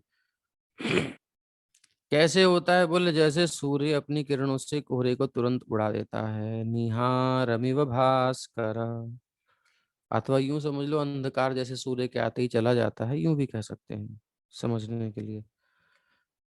तो पिछले श्लोक में श्रील सुखदेव गोस्वामी ने ये उदाहरण दिया था कि बांस के पेड़ के नीचे की लताओं की सूखी पत्तियां अग्नि द्वारा पूरी तरह से जलाकर राख कर दी जाती हैं। यद्यपि लताएं फिर से अंकुरित हो सकती हैं, क्योंकि उनकी जड़ें अब भी जमीन के भीतर रहती हैं। इसी प्रकार चूंकि पाप की इच्छा रूपी जड़ उस मनुष्य के हृदय से नष्ट क्या विनष्ट नहीं हुई है, जो ज्ञान का तो अनुशीलन कर रहा है, लेकिन भगवान से अटैचमेंट नहीं है, श्री कृष्ण के प्रति रुचि नहीं है उसकी। अब ये आप देख सकते हैं, बड़े बड़े ज्ञानी स्वामी और कई अम्माएं हैं, माताएं भी हैं जो फेमस ज्ञानी हैं, उनको बहुत माना जाता है, बट डिवोशन में उनकी रुचि नहीं है, तो वो इतना हम लोग उसको अच्छा नहीं मानते हैं। जो भक्ति योगी हैं, ठीक है, अच्छे व्यक्ति हैं, समाज कल्याण कर रहे हैं, बहुत कुछ कर रहे हैं, बट अभी वो प्रोसेस में है, अभी आगे चलेंगे। तो ऐसे बहुत सारे इधर हिमालय हिमालय ऋषिकेश वगैरह में मिल जाएंगे, बहुत सारे लोग ऐसे जो अच्छे हैं, बट भगवान में उनका आसक्ति नहीं है। उनकी अपनी निष्ठा योग ज्ञान आदि में ही सब है, इसी प्रोसेस में, और वो शांत रहना चाहते हैं बस। उन्हें सेवा में रुचि नहीं है भगवान की। जन सामान्य की सेवा करेंगे, सब भूखों को भोजन खिलाएंगे, दया करेंगे, और सब चैरिटेबल चीजें करते रहेंगे, बट भगवान की डिवोशन, इसकी उनमें रुचि नहीं है। और फिर कुछ कुछ ज्ञानी ऐसे होते हैं जो उसके बाद फिर भगवत कृपा से उन्हें ये चीज मिलती है, तब वो फिर पगला जाते हैं, कहते हैं अरे इतना सुंदर सुख हम छोड़ करके रसम भाग रहे थे, कहाँ बिल्कुल नीरस। तो ऐसे कई सन्यासी हुए हैं, कई ज्ञानी हुए हैं जो कि बाद में भक्ति के पथ को स्वीकार किए हैं। मधुसूदन सरस्वती पाद भी ऐसे ही थे, ऐसे कई हुए हैं। तो ये स्टेजेस हैं, कर्मी फिर ज्ञानी फिर योगी फिर भक्त। तो कर्मी ज्ञानी योगी सब नीचे वाले हैं, ये भी तभी सफल होते हैं जब थोड़ा सा भक्ति का पुट होता है। आप कहोगे कि ये भी तो डिवोशन करते हैं, कुछ ना कुछ तो भगवान का नाम कुछ ना कुछ तो है। हाँ है, बट मेन पार्ट वो नहीं है, इंग्रेडिएंट मेन भक्ति का नहीं होता है। इन लोगों को डिवोशन करनी पड़ती है, क्योंकि विदाउट डिवोशन कोई प्रोसेस फल दे ही नहीं सकता। इसलिए ज्ञानी थोड़ा भगवान के रूप का चिंतन करते हैं, उसके बाद फिर निराकार में चले जाते हैं। इसलिए योगी थोड़ा सा परमात्मा पर ध्यान एकाग्र करते हैं, फिर उनका टारगेट कुछ और होता है, उनकी सिद्धियां आदि या फिर परमात्मा प्राप्ति में भी परमात्मा तक, ठीक है, उनका ज्यादा नहीं, थोड़ा सा डिवोशन है उनका। तो डिवोशन के बिना न तो कर्म अपना फल देता है, जब तक भक्ति का टच नहीं होगा कर्म फल नहीं दे सकता, ज्ञान फल नहीं दे सकता, योग फल नहीं दे सकता। लेकिन भक्ति बिना कर्म ज्ञान योग के फल दे देगी। कुछ नहीं करना भक्त को, सिंपल भगवान से आसक्ति होनी चाहिए, प्रेम बढ़ना चाहिए, उनके नाम से, उनके रूप से, उनके गुण से, उनकी लीला से, उनके भक्तों से, उनके धाम से। यहाँ अटैचमेंट बढ़ाना है, सिंपल। जितना बढ़ता जाएगा नेचुरल सब अपने आप, जैसे बच्चे के माँ के साथ बच्चे होते ही हैं, ऐसे ही ज्ञान और वैराग्य नेचुरली उनके अंदर आ जाते हैं, उनको कहीं से प्रयास नहीं करना। अब श्री कृष्ण के प्रति आसक्ति होगी तो स्वाभाविक सब जगह से विरक्ति हो जाएगी, कहीं मन लगेगा ही नहीं उसका, भगवान में मन लगेगा तो वैराग्य हो गया, उसको अलग से कुछ करना ही नहीं पड़ेगा। कथा में रुचि हो जाएगी तो अन्य कथाओं से विरक्ति हो ही गई। कथा सुनते सुनते उसकी नॉलेज नेचुरल हो जाती है, ज्ञानी कर्मी योगी से भी श्रेष्ठ हो जाता है। आप कथा सुन रहे हैं, भागवत सुन रहे हैं, तो नॉलेज नहीं हो रही क्या? ज्ञान ज्ञान मार्ग भी उसमें अपने आप इंक्लूड हो गया। वो ज्ञान अनुकूल होकर के चलता है, ढकता नहीं है भक्ति को। जैसे बच्चे माँ के बच्चे बन के रहते हैं ना, छोटे छोटे, पीछे पीछे चलते हैं उन पर डिपेंड होके, ऐसे ज्ञान और कर्म और योग, ये जो भी कुछ है, ये भक्ति के अंडर में रहते हैं, भक्ति मार्ग वाले के। और योग कर्म ज्ञान वाले के, ये भक्ति वो केवल उनकी हेल्प करने के लिए होती है, एक्चुअली भक्ति में रुचि नहीं होती उनकी, टारगेट कुछ और होता है उन लोगों का। तो ये बात क्लियर हो रही है सबको? जी प्रभु जी। जी प्रभु जी। किसी को कुछ कहना है तो कहो, तो बहुत इम्पोर्टेंट चीज है ये, अगर नहीं समझ में आई तो फिर कुछ नहीं कर पाएंगे आगे। नहीं सही है, बढ़िया है। बिल्कुल क्लियर हो जानी चाहिए बात। क्या समझ में आया, कौन बताएगा? भक्ति ही करनी है और कुछ नहीं। नहीं नहीं, पूरी प्रोसेस बताइए थोड़ा सा, इतनी देर सुना है तो फिर। हरे कृष्ण प्रभु जी। जी। भक्ति सबसे ऊंची चीज है प्रभु। भक्ति भगवान तक पहुंचने के लिए ऊंची सीढ़ी है, सबसे इम्पोर्टेंट महत्वपूर्ण। और कोई अच्छे से बताओ, एक्सप्लेन करके थोड़ा सा।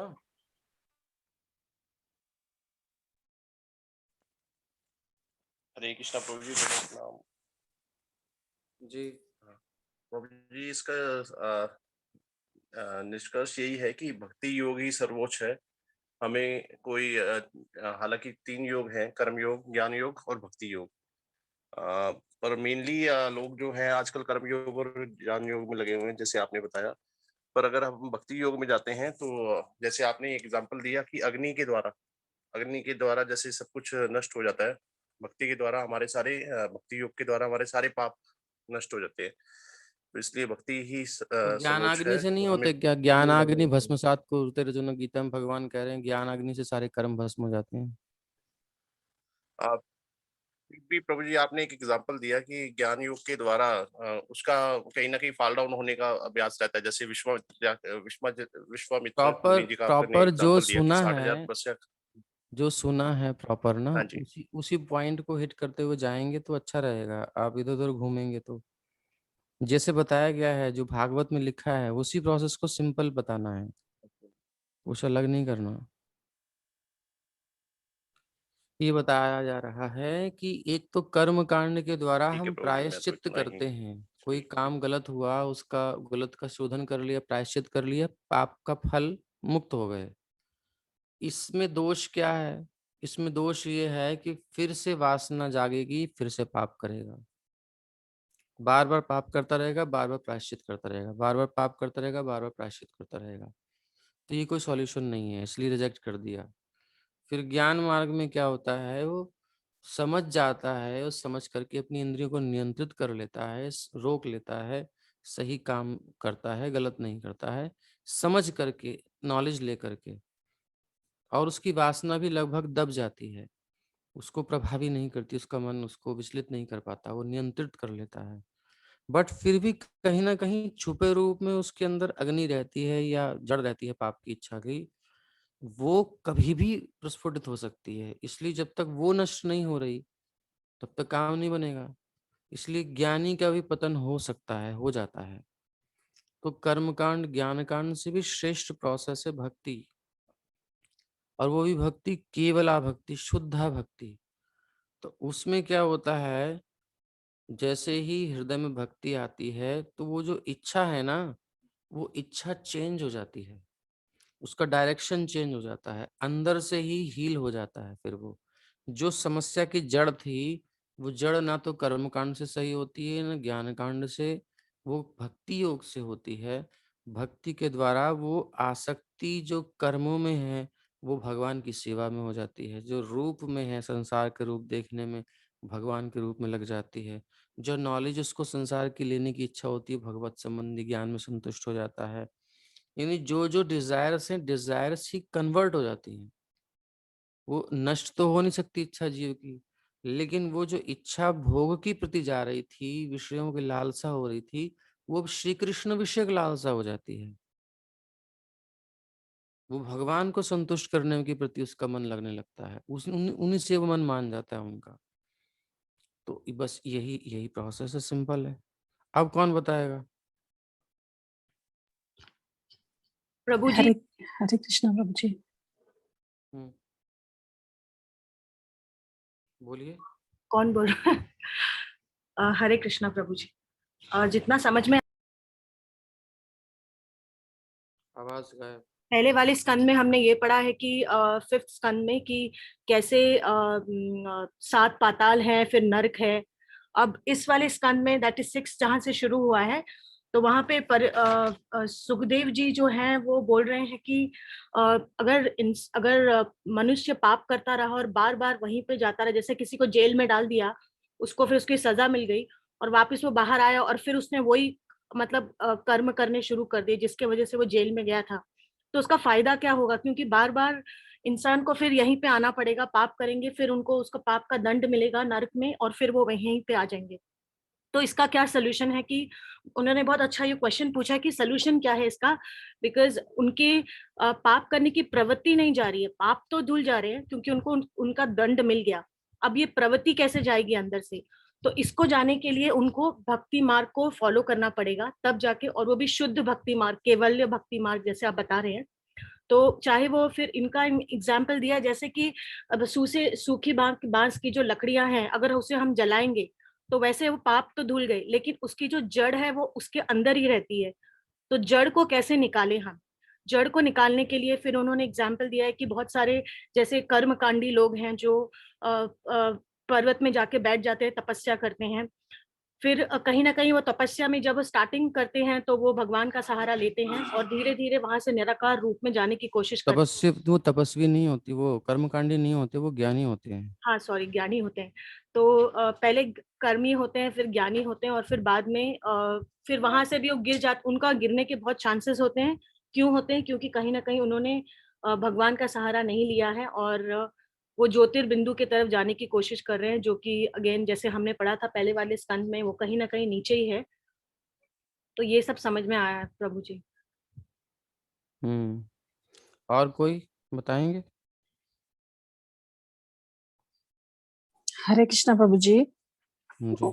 प्रभु जी, इसमें आपने बताया कि ज्ञान कांड से, कर्म कांड से श्रेष्ठ ज्ञान कांड और ज्ञान कांड से श्रेष्ठ भक्ति मार्ग।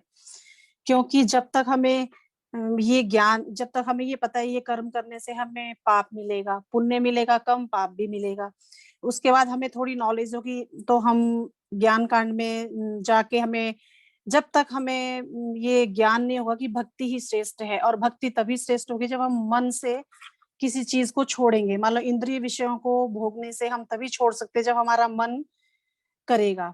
जब तक हमें ज्ञान नहीं होगा कि ये हमें नरक में ले जा रही है हमारी इंद्रियां, तब तक हम भक्ति नहीं कर सकते। मतलब हमें ये ज्ञान भी जरूरी है कि हमें कौन सा रास्ता सही है, कौन सा रास्ता गलत है। भक्ति में भी तभी लग सकते हैं जब हमें नॉलेज होगी। जब हमें नॉलेज होगी, तब ज्ञान प्राप्त होगा, तभी हम भक्ति कर सकते हैं। इसलिए सबसे पहले तो जब जब हमें भक्ति की तरफ जाएंगे तो नेचुरली, जब तक हमारा मन इन चीजों से नहीं छूटेगा, हम जबरदस्ती नहीं छुटा सकते। तो ये हम अपने ऊपर भी थोड़ा लागू करते हैं कि जब तक हमें ज्ञान नहीं था, हम इसके बहुत दूर थे, तो थोड़ा सा धीरे धीरे धीरे जैसे, तो अब ये लगता है कि नहीं, हम कर सकते हैं भक्ति। तो भक्ति भी तभी कर सकते हैं जब हमें नॉलेज होगी, और ये है कि भक्ति मार्ग श्रेष्ठ है, तो उसके लिए मन को एकाग्रचित करना बहुत जरूरी है। हरे कृष्ण प्रभु जी।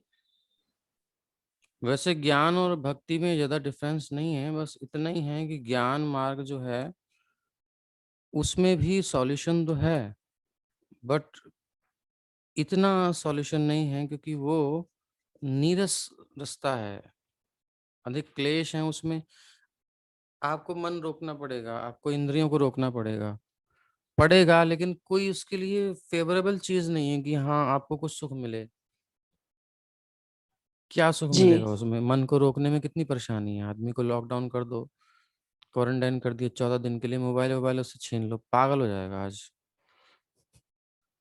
हो जाएगा कि नहीं हो जाएगा? लेकिन प्रभु जी, बिल्कुल भक्ति का बंद कर यदि दो। हमारे पास सहारा है तो हम इन चीजों को भी पार कर जाते हैं। भगवान में मन हाँ, लगाएंगे तो ये बाधाएं कम लगेंगी हमें। तो यही है कि ज्ञानी को थोड़ा सूखा सूखा खाना पड़ता है, और भक्ति योगी को रस मलाई मिलती है बढ़िया से, और उसको रोग भी नहीं होता। जैसे कि होम्योपैथी की मेडिसिन और एक काढ़ा पीना, तो कड़वा काढ़ा पीना और एक होम्योपैथी की मेडिसिन मीठी मीठी खाना। मीठी दवाई खा के भी रोग ठीक हो जाए तो बढ़िया से खा लेगा। तो वासना की निवृत्ति होती है दोनों से, लेकिन एक में कहीं कनी बची रहती है, क्योंकि मूल कारण यही है कि भगवान के प्रति आसक्ति जब तक हमारी नहीं होगी, न कर्म कांड सहायता करेगा न ज्ञान कांड। कर्म कांड की भी सफलता तब है जब वो कर्म भगवान को अर्पित किए जाएं। कर्म कांड और कर्म योग अलग है। कर्म कांड मतलब हम कर्म कर रहे हैं, उसमें भगवान की उपासना भी होती है, ऐसा नहीं है कर्मकांडी भगवान की उपासना नहीं करते, लेकिन वो भगवान को एक जरिया बनाते हैं अपनी कामनाओं की पूर्ति का। और ज्ञान कांडी भी जो होते हैं वो भी भगवान को जरिया बनाते हैं अपनी इच्छाओं की पूर्ति का। लेकिन भक्ति योगी में अंतर यह है कि भक्ति योगी भगवान को जरिया ना बना करके खुद को जरिया बना देते हैं, भगवान के चरणों में समर्पित कर देते हैं। बोले मैं आपके लिए हूँ, आपका इंस्ट्रूमेंट हूँ, आप मेरा जैसे चाहे यूज करें, या फिर यूँ कहें कि मैनिपुलेट कर सकते हैं, या क्या कह सकते हैं, शोषण करें मेरा, जो करें, मतलब ये शब्द यूज कर रहा हूँ क्योंकि भक्त का समर्पण होता ही ऐसा है। वो पूरी तरह सरेंडर कर देता है अपने आप को भगवान के हाथ में, पूरा एक्सेस उनको दे देता है, पूरा नियंत्रण उनको दे देता है कि आप जैसे चाहें वैसे करें। ये भक्त की स्थिति है। और कर्मकांडी ज्ञानकांडी की स्थिति की मैं कंट्रोल करूं, वो अपने हाथ में पावर रखना चाहता है, भक्त दे देता है भगवान के हाथ में। ये भी एक डिफरेंस है। इसी कारण से भक्त के हृदय में जो भी कुछ होता है भगवान की इच्छा से होता है। इसलिए डिवोटीज जो भी कुछ करें, जो समर्पित भक्त हैं उनकी बात है, सबकी नहीं है। ये नहीं कि हम जैसे बोलें कि हम तो भगवान के भक्त हैं, जो भी कुछ हो रहा है भगवान की इच्छा से हो रहा है, ऐसा नहीं। हमारी अभी वासनाएं जागृत हैं, अभी हम प्योर डिवोटीज नहीं हुए हैं। पर जो प्योर डिवोटीज होते हैं, शुद्ध भक्त होते हैं, जिनका जीवन समर्पित होता है, वो कैसे होते हैं? उनकी हर क्रिया भगवान की इच्छा के अनुकूल होती है। उनके मन में भी कोई डिजायर आती है तो वो पहले भगवान के मन में आती है, तब इनके मन में रिफ्लेक्ट होती है। इनकी अपनी इच्छा खत्म हो चुकी है, ये मरे हुए हैं, ऐसे समझ लो। जो शुद्ध भक्त हैं भगवान के, वो मर चुके हैं तब वो भक्त बनते हैं। मर चुके इन द सेंस उनकी सेंस एंजॉयमेंट की टेंडेंसी खत्म हो गई है, उनकी स्वसुख वासना खत्म हो चुकी है, तो उसी को भक्त कहते हैं। और कर्मी और ज्ञानी की ये चीज नहीं होती है, इसलिए वो पाप करता है, इसलिए वो गड़बड़ करता है। पाप और गड़बड़ क्या है? भगवान के अगेंस्ट चलना। सीधे सीधे शब्दों में श्री कृष्ण की इच्छा के प्रतिकूल उनके व्यवहार होते हैं। इसलिए कर्मी और ज्ञानी का मार्ग इतना अच्छा नहीं है। और बस वो भी शुद्ध हो सकते हैं जब वो कर्म कांड को भगवान को अर्पित कर दें, जो भी क्रिया कर रहे हैं सब भगवत अर्पित करने लगे, यानी भक्ति में आ जाएं। ज्ञानी भी भगवान को समर्पण कर दे और भगवान की सेवा में लग जाए तो उसे भी प्राप्त हो जाएगा। तो ये है, थोड़ा सा और क्लैरिटी हो गई होगी। तो इसलिए क्या करना है? केवल में भक्ति करनी है, हैं? में एक प्रभु जी एक श्लोक थोड़ा सा आ रहा है भगवत गीता का चौथा 12वें अध्याय का चौथा श्लोक है, जो क्लेशो दिक्तम तेषाम व्यक्ता स चेष्टाम अव्यक्ता ही गति दुर्गम देह वृद्धि व्याप्ति। कि जो लोग के मतलब मैं तात्पर्य पढ़ता हूँ सीधा। अध्यात्मवादियों का समूह जो परमेश्वर के अचिंत्य अव्यक्त निराकार स्वरूप के पथ का अनुसरण करता है, ज्ञान योगी कहलाता है। और जो व्यक्ति भगवान की भक्ति में रह कर पूर्ण कृष्ण भावनामृत में रहते हैं, वे भक्ति योगी कहलाते हैं। यहाँ पर ज्ञान योग तथा भक्ति योग में अंतर बताया गया है। ज्ञान योग का पथ यद्यपि मनुष्य को उसी लक्ष्य तक पहुंचाता है, किंतु है अत्यंत कष्टकारक, जबकि भक्ति योग भगवान की प्रत्यक्ष सेवा होने के कारण सुगम है और देहधारी के लिए स्वाभाविक है। जीव अनादिकाल से देहधारी है और सैद्धांतिक रूप से उसके लिए समझ पाना अत्यंत कठिन है कि वह शरीर नहीं है। अतः भक्ति योग कृष्ण के विग्रह को पूजे मानता है, क्योंकि उसके मन में कोई ना कोई शारीरिक बोध रहता है जिसे इस रूप में प्रयुक्त किया हाँ, तो जाता है। इसमें वही बताया गया है कि ज्ञान के द्वारा भी भक्ति तक ही पहुंचना है। अल्टीमेट गोल तो भक्ति योग ही है। तो या तो आप कर्म कांड ज्ञान कांड के बाद भक्ति योग का आश्रय लीजिए समझ करके, और अथवा डायरेक्ट भक्ति का पालन कीजिए, नो प्रॉब्लम। कोई ज्ञानी नहीं ज्ञान कांड का पालन नहीं कर रहा, कर्म कांड में नहीं लगा, डायरेक्ट उसे भक्ति योग में लगा दिया जाए, सीधा वो प्राप्त कर लेगा, कोई जरूरत नहीं है उसे सब चक्कर में पड़ने की। ऐसा नहीं कि आप कर्म कांड ज्ञान कांड के मार्ग से ही जाओगे भक्ति योग तक। भक्ति योग डायरेक्ट कर सकते हैं, स्वतंत्र है भक्ति। तो ये बात अच्छा है, क्लियर हो गई। एक श्लोक और है इसके आगे। हरे कृष्णा प्रभु जी। प्रभु जी आदि शंकराचार्य जी जो है ना, उनका हम्म। लास्ट में है तो वो ज्ञान में ही पूरा उन्होंने किया अद्वैत ज्ञान, बट अल्टीमेटली लास्ट में उन्होंने यही बोला भज गोविंद। हाँ, वो भक्ति में ले आए, सब पर्यवसान ज्ञान का भक्ति में ही होता है। न तथा ह्यघवान् राजन् पूयेत तप आदिभिः यथा कृष्णार्पित प्राणस्तत्पुरुष निषेवया।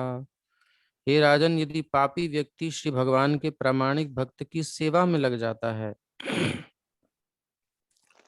और वो इस प्रकार सीख लेता है कि अपना जीवन किस प्रकार श्री कृष्ण के चरण कमलों में समर्पित करना चाहिए, तो वो पूरी तरह शुद्ध हो सकता है। जब तक हम समर्पित नहीं होते तब तक शुद्ध नहीं हो सकते। अरे आवाज कम करो। शुद्ध होने के लिए पूरा समर्पण तो चाहिए ही।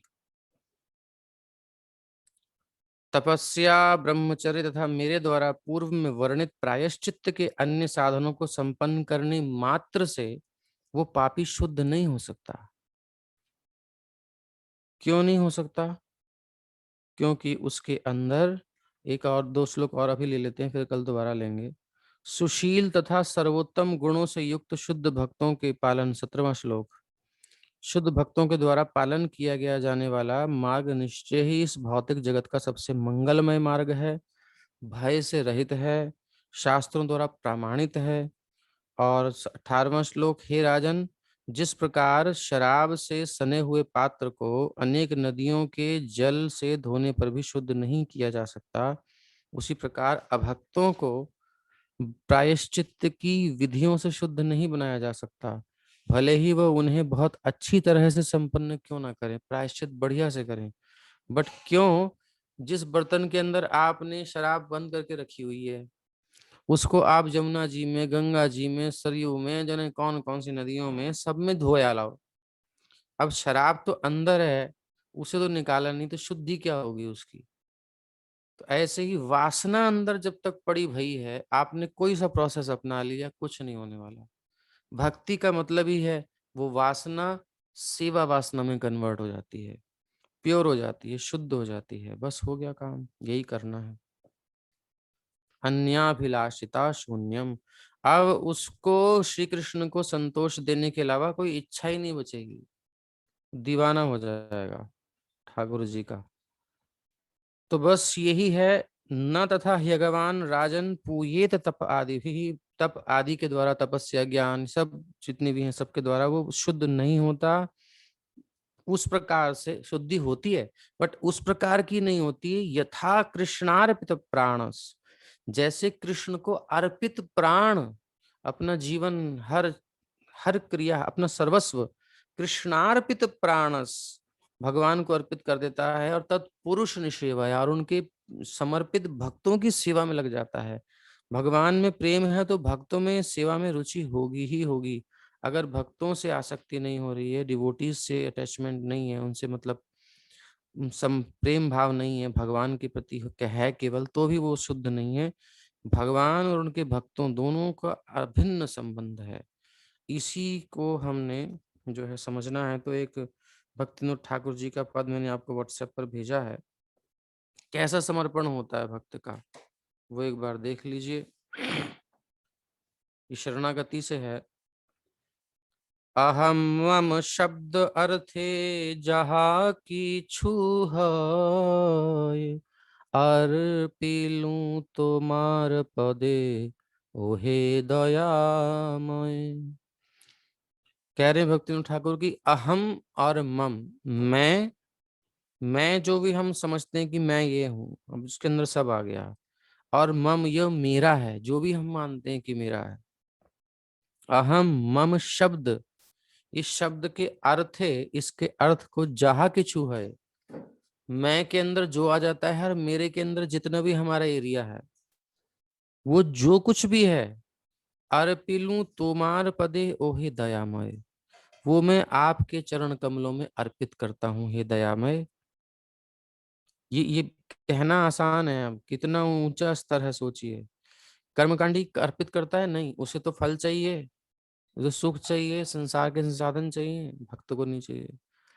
अहम और मम, ज्ञानी का अहम बड़ा कर देता है, वो मैं ब्रह्म हूँ, मैं भगवान ही हूँ। वो भगवान को समर्पण नहीं करता ज्ञानी।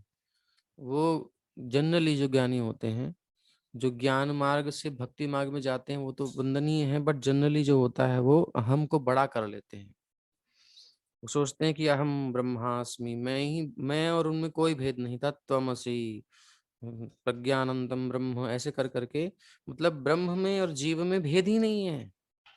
वो तादात्म्य मान लेते हैं, कहते हैं कि अहम, मेरा अहम और ब्रह्म का, भगवान का अहम एक ही है, यानी कोई अलग नहीं है।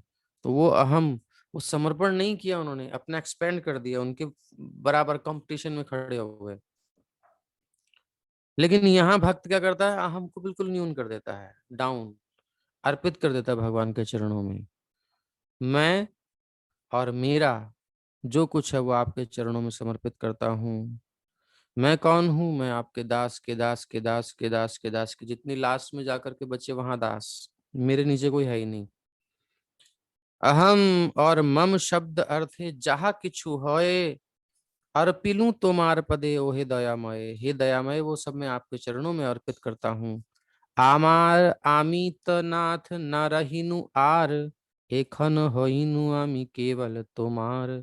अब जब मैंने अर्पित कर दिया तो फिर अब मैं अलग कहाँ से रह गया? आमार और आमी तनाथ, आमार अर्थात मेरा, और मैं, ये दो चीजें हैं। मैं और मेरा, पीछे अहम मम था, यहाँ आमार आमी है। ना रही नुआर, अब मेरा और मैं कुछ बचा ही नहीं, क्योंकि जो जो मेरा था वो मैंने आपको दे दिया, तो अब वो भगवान का हो गया। अब जो भी आपके आसपास मेरा, जो भी जहां भी मेरा है, वो मेरा भगवान को देने के बाद हम क्या कह सकते हैं कि मेरा है? अब तो भगवान का है, वो उनकी प्रॉपर्टी है। अब उसको हम भगवान की प्रॉपर्टी समझ करके यूज करेंगे भगवान की सेवा में। एखन होइनु आमी केवल तुम्हारा, और इस प्रकार से मैं केवल आपका हो गया। आमी शब्द दे ही जीव अहंता छाड़िल, त्वदीयाभिमान आजी हृदय पशिल। आमी शब्दे देही जीव अहंता छाड़िल, इस प्रकार बद्ध जीवात्मा ने यानी मैंने जो मैं की धारणा है वो अब छोड़ दी है कि मैं हूं। ये धारणा कि मैं आपका नित्य दास हूं अब मेरे हृदय में गहरी बैठ गई है। त्वदीयाभिमान आमी हृदय पशिल, अभी अहम के अंदर था मैं ये हूं, मैं वो हूं, लेकिन अब मैं आपका दास हूँ, आपकी दासी हूँ। आमार सर्वस्व देह गेह अनुचर, भाई बंधु दारा सुत द्रव्य द्वार घर। अब आमार यानी मेरे, मेरे जो थे, मम या मेरा, इसकी रेंज में क्या क्या चीजें हैं? आमार सर्वस्व, मेरा सब कुछ, वो मेरा शरीर, या मेरे शरीर में बहुत पेन है, मेरा शरीर ठीक नहीं है, मेरा सर, मेरा हाथ, ये मेरा मेरा सब भगवान का हो गया, अभी प्रॉपर्टी मेरी नहीं रही। देह गेह, ये मेरा घर है, मेरे अनुचर जो मेरे सब सेवक लोग हैं, भाई बंधु, दारा यानी पत्नी, पत्नी है तो पति, सुत यानी पुत्र पुत्री, द्रव्य जो भी धन है, प्रॉपर्टी सारी, द्वार घर, सब कुछ अहम और मम सब ठाकुर जी का। जे सब हईल तब आमी हैनु दास, तोमार गृहेते एबे आमी करी वास। जे सब हईल तब, से सब हईल तब, ये सब जो कुछ है ये सब आपका हो गया है। आमी हैनु दास, और मैं आपका दास हो गया हूँ, यानी मेरा हो गया तेरा और मैं हो गया आपका दास। तुम्हार गृहते भी आमी करीवास, अब मैं किसके घर में रह रहा हूँ? अब ये जो बंगला बना है, ये जो कुटिया बनी, जो भी कुछ है, अभी किसका हो गया? ये ठाकुर जी का। तो मैं किसके घर में रह रहा हूँ? भगवान के घर में। मैं अपने घर में रह ही नहीं रहा। कॉन्शियसनेस देखिए कैसे चेंज हो रही है। तुमी गृह स्वामी आमी सेवक तुम्हार, अब इस घर के स्वामी तुम हो और तुम्हारा सेवक मैं हूँ। तुम्हार सुख हेते चेष्टा एखन आमार, अब तुम्हारे सुख के लिए ही मेरी चेष्टा होगी, जो भी होगी अब, क्योंकि नौकर को तो मालिक के अनुसार चलना है कि मालिक कैसे सुखी रहेगा। स्थूल लिंग देहे मोर सुकृत दुष्कृत, आर मोर नहीं प्रभु आमी तो निष्कृत। स्थूल और लिंग देह, अब मुझे इस बात की चिंता नहीं रही कि मेरे स्थूल और सूक्ष्म शरीरों द्वारा किए जाने वाले कार्य पवित्र हैं या पाप पूर्ण हैं, जिसकी चर्चा भी हमने की। क्यों ऐसा, क्यों टेंशन फ्री हो गए आप कि आपके शरीर से किए गए कार्य जो है पाप हैं कि पुण्य हैं? क्योंकि हे प्रभु अब मैंने आपकी शरण ग्रहण कर ली है, और जब शरण ग्रहण कर ली है तो फिर मेरे सारे काम मेरे लिए तो हो नहीं रहे। ये अंदर से बात है। तोमार सुखे ते चेष्टा एखन आमार, तुम्हारे सुख के लिए चेष्टा हो रही है। तो आर मोर नहीं प्रभु आमी तो निष्कृत, ये सारे क्रियाकलाप जब आपके लिए हो रहे हैं, आप ही की सेवा में हो रहे हैं, इसलिए मैंने आपकी शरण ली है। इसलिए मुझे कोई टेंशन नहीं, क्योंकि आपके आदेश का पालन कर रहा हूँ। पाप है तो आप जाने, पुण्य है तो आप जाने, मेरा तो कोई इसमें स्वार्थ है ही नहीं। खत्म हो गई कहानी। तुम्हारा इच्छा है मोर इच्छा मिशाइल, भक्ति विनोद आज आपने भूलिल। अब कितनी सुंदर बात, मेरी इच्छाएं कैसी हो गई हैं, अब आपकी इच्छा में मैंने समाहित कर दी। पानी था मेरे पास, आपका दूध था, मैंने अपना पानी आपके दूध में मिला दिया। अब मेरा पानी भी दूध हो गया। मेरी जो दूषित इच्छाएं थी, वो मैंने सब, इच्छा करने की शक्ति आपको अर्पित कर दी। ये इच्छा करने की जो पावर है, ये आपकी दी भई है। तो अब ये जो भी कुछ सोचूंगा, मैं उनके सुख के लिए सोचूंगा बस। मेरी इच्छाएं अब आपकी इच्छाओं में समाहित हो गई हैं। श्रील भक्ति विनोद ठाकुर कहते हैं कि अब से मैं अपना पुराना अस्तित्व पूरी तरह भूल गया हूँ, कि मैं पहले कौन था, क्या था। अब से मैं आपका हो चुका हूँ। ऐसी धारणा जिस दिन आ जाएगी, अभी हम लोग केवल पढ़ रहे हैं, अभी आई नहीं है, बट जिस दिन आ जाएगी, उस दिन हम पाप पुण्य से परे हो जाएंगे। उस दिन हमारी कोई जिम्मेदारी नहीं, जो भी कुछ होगा सब डिपेंड भगवान की जिम्मेदारी है। हमसे क्या कराना है, क्या नहीं कराना है, वो सब वो देख रहे हैं। उस स्थिति में हमें जाना है। और आगे बहुत सारे इसमें पद हैं, हम लेंगे इन सबको एक एक करके। ये सबको गाना चाहिए, ये सबको समझना पढ़ना चाहिए कि हमें कहाँ जाना है। अब ये ऐसा प्रेम कहाँ है संसार में, ये है प्रेम। संसार में कोई कितना हो प्यार करने वाला हो किसी को, वो अपना स्वार्थ देखता है कि नहीं यार मुझे सुख नहीं मिल रहा, तो उसे परेशानी होती है। वो हर एक इस प्रकार से कोई ऐसा प्यार कर ही नहीं सकता कि अपना अपनी इच्छा ही भगवान से जोड़ दे, हो ही नहीं सकता। इसलिए भगवान के चरणों में पूर्ण समर्पण जब तक हम नहीं करते, तब तक हमारा जीना धिक्कार है। जीने को, मरने को भी धिक्कार है। ना तो हम मर सकते हैं, ना जी सकते हैं, दोनों चीजें। हम केवल भार बने हुए हैं पृथ्वी के ऊपर, जब तक हम अपने सुख की जरा सी भी इच्छा रखे हुए हैं। इससे अच्छा है मर जाना, लेकिन क्या करें, मर भी नहीं सकते, क्योंकि हमारा जीवन हमारा नहीं है। इसलिए मर भी नहीं सकते और जी भी नहीं सकते, ये हमारी हालत है इस समय। लेकिन क्या करें, फिर भी जी रहे हैं। ये बेशर्माई है, हमारी हद है। इसको जो समझ जाएगा वो फिर भगवान को समर्पित कर देगा। मैं भी केवल बोल रहा हूँ, पढ़ रहा हूँ, पर समर्पण तो बहुत बड़ी चीज है। लेकिन यही है वो पथ, और ये भगवान करा लेते हैं। जब कोई इनको पढ़ता है, इनसे प्रसन्न होता है, ये आत्मनिवेदन के पद हैं भक्तिविनोद ठाकुर के। इसको जब पढ़ते हैं, इसको गाते हैं, इनकी वाणियों को दोहराते हैं आचार्यों की, हम प्रसन्न होकर के खुश होते हैं, मतलब दुखी नहीं होते। तो क्या होता है, भगवान फिर कृपा करते हैं, और कृपा करके ऐसी स्थिति हमें दे देते हैं, जैसा जैसा हम सोचेंगे वैसे बन जाते हैं। इसलिए बार बार इन विचारों को करते रहना चाहिए, इस स्टेज का चिंतन करते रहना चाहिए, तभी ये बात बनेगी। और अभी आपको भी देख लें कौन कौन।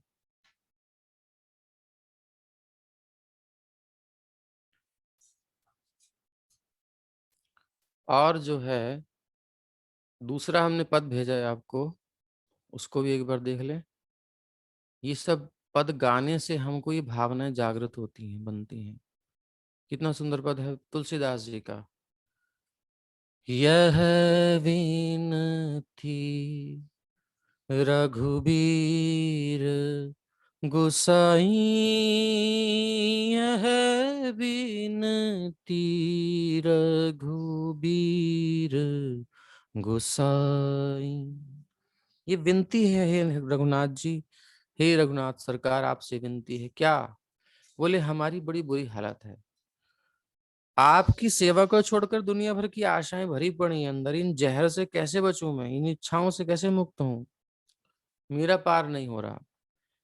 और आस विश्वास भरोसो हरो जीव जड़ताई, यह बिनती रघुबीर गोसाई। और आशा, आपकी सेवा को, आपकी प्रसन्नता में कुछ क्रिया करने की अलावा मेरी कोई इच्छा जो होती है ना, वो सब खत्म हो जाए, और आपको छोड़कर किसी से मेरी आशा न रहे, किसी पर भरोसा न रहे, विश्वास न रहे। और आस विश्वास भरोसो हरो, वो सब हर लो मेरे अंतःकरण से। जीव जड़ता ही, जड़ता मतलब इतना सुन सुन करके, समझ करके भी वो वहीं पड़े हुए हैं, उसी गंदे कामों में लगे हुए हैं। तो क्या चाहते हो तुम बताओ? तो कहते हैं, चाहो ना सुगति सुमति संपत्ति कछु चाहो। मुझे सुगति नहीं चाहिए कि हमको स्वर्गवास मिले और हमें अच्छा जगह जन्म मिले और ऐसा मिले, नहीं नहीं नहीं नहीं नहीं। भगवान से तो कामना करनी नहीं चाहिए, डिवोशन में कलंक लग जाएगा। चाहो ना सुगति, ना तो सुंदर गति चाहिए, सुमति, सुंदर मति भी नहीं चाहिए, बना दो बुद्धिहीन भगवान। ऐसा प्रार्थना कर रहे हैं एक भक्त की, हमें बुद्धिहीन बना दो, अच्छा है, क्योंकि अपनी बुद्धि चलाई तो गड़बड़ सारी शुरू हो गई, क्योंकि हम अपनी खोपड़ी लगाते हैं। तो आपकी इच्छा में अपनी इच्छा को मिला दें। चाहो ना सुगति सुमति संपत्ति कछु, कोई संपत्ति हमें नहीं चाहिए, त्रिलोकी की संपत्ति। आगे आप चरित्र आएगा, सुनेंगे। वृत्रासुर भगवान से प्रार्थना कर रहे हैं, वृत्र भक्त हैं, अब तो भक्त हो गए, कि हे प्रभु, त्रिलोकी की कोई संपत्ति नहीं चाहिए, न स्वर्ग का राज्य चाहिए, न कोई पृथ्वी का साम्राज्य चाहिए, न रसातल, कितने कितने स्वर्ग, बिल स्वर्ग हमने देखे, कोई प्रॉपर्टी मुझे नहीं चाहिए त्रिलोकी की। मैं बस हाथ जोड़ता हूँ, मुझे इनमें से कुछ नहीं चाहिए आपकी सेवा छोड़कर। तो चाहो न सुगति सुमति संपत्ति कछु, रिद्धि सिद्धि विपुल बड़ाई। रिद्धि सिद्धियां योगियों को चाहिए होती, हमें नहीं चाहिए महाराज। ये सब अपने पास रखो कि सांप बिच्छू हैं, काटते रहते हैं बहुत। विपुल बड़ाई, बहुत बड़ाई नहीं चाहिए मुझे। बड़ाई बड़ाई खूब लोग करें हमारी, नहीं, कोई नाम नहीं चाहिए, कोई यश नहीं चाहिए। क्या चाहिए?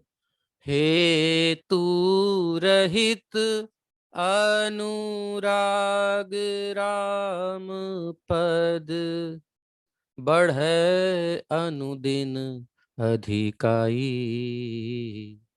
हेतु रहित, विदाउट कॉज, कोई कॉज ही नहीं है, ऐसा अनुराग हो, ऐसा आपके प्रति मेरा प्रेम हो।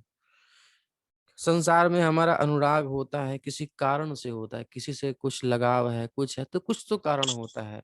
थोड़ा डीप जाएंगे तो कुछ ना कुछ निकलता है। बट आपसे मेरा प्रेम किसी कारण से ना हो, नेचुरल हो, मेरे जो फ्री फ्लो, मेरा स्वाभाविक प्रेम आपके प्रति बहे, ऐसा मेरा अनुराग आपके साथ हो जाए। ये नहीं कि हमको भगवान ने सूरज दिया, चांद दिया, दुनिया दी, जहान दिया, जीवन दिया, घर दिया, मकान दिया, सब दिया इसलिए भगवान को धन्यवाद। नहीं नहीं नहीं नहीं नहीं। पत्थर गिरे हमारे ऊपर, जीवन में बीमारियां भर जाएं, सारी दुनिया में थू थू हो हमारे ऊपर, फिर भी आपके प्रति प्रेम बना रहे। जैसी परिस्थिति आ रही है कोई टेंशन नहीं, आपसे मेरा कोई कारण से प्रेम ना हो, नेचुरली प्रेम हो। हेतु रहित अनुराग राम पद, बढ़े अनुदिन अधिकाई। और ये प्रेम बढ़ता रहे, बढ़ता रहे, बढ़ता रहे। और फिर जो मेरे कुटिल कर्म है उनका फल, उससे तो मुक्ति चाहिए होगी ना, हमारे पापों से मुक्ति। जो हमारे पापों के फल हैं उससे हमारे जीवन में कष्ट आएंगे, क्लेश आएंगे, वो उससे तो आदमी डरता ही है। बोले ना, कुछ नहीं चाहिए, आपको कोई कष्ट नहीं करना है, आपके सुख की इच्छा हमारी है, ना कि अपने सुख की। कुटिल करम ले जाही मोहि जहाँ, जहाँ अपनी बरियाई। कुटिल कर्म, मेरे खराब कर्म मुझे जहां ले जाएं, प्रारब्धवश मुझे कहीं भी जाना पड़े, अपने बलपूर्वक। बड़े खराब कर्म होते हैं, बड़े बड़े विद्वान लोग, बड़े बड़े अच्छे लोग भी फंस जाते हैं कर्मों के चक्कर में। तो कोई बात नहीं प्रभु, मेरी बदनामी होगी कोई बात नहीं, मेरे ऊपर कष्ट आएगा कोई बात नहीं, आपको कुछ नहीं सोचना उस बारे में। मैं आपको नहीं चाहता कि उसमें कुछ एक्शन लो, मैंने किए, मुझे भोगने दो आप। बस आप खुश रहो, मुझे आपको प्रसन्न देखना चाहता हूँ। जहां भी मेरे कर्म मुझे ले जाएं, कितनी दुर्गति कराएं, जहां तहां जानी, जहां जा रहा हूं जाने दो, फिर तुम चाहते क्या हो? बस एक ही चाह है, अगर चाह पूछते हो तो जहां मैं जाऊं बस मेरी याद रखना, मुझे मुझे भुला मत देना प्रभु। कैसे?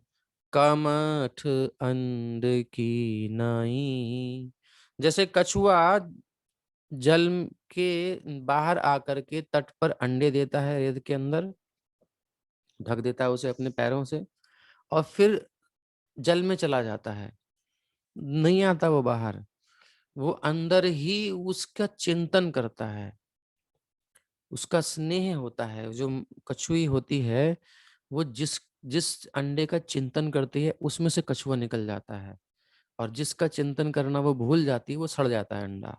तो जिस प्रकार कछुआ कमठ अंड की नाई, कठु ऐसा देखो भावना का कैसा संबंध है। ये प्रकृति भौतिक जगत में भी है तो भगवान का स्नेह कैसा होगा फिर। हे प्रभु, जैसे कछुआ अपने अंडों का चिंतन करके उनको पोषण करता है, हे नाथ मैं अपने कर्मों की गति से जहां भी जाऊं जाने देना, बस एक कृपा करना कि आप मेरा स्मरण करते रहना है प्रभु। हे तहाँ तहाँ जनी छिन छोह छाड़ियो, कमठ अंध की नाई, यह विनती रघुबीर गोसाई, यह विनती रघुबीर गोसाई। और प्रभु, या जग में जहाँ लगी या तनु की, या जग में जहाँ लगी या तनु की, प्रीति प्रतीति सगाई।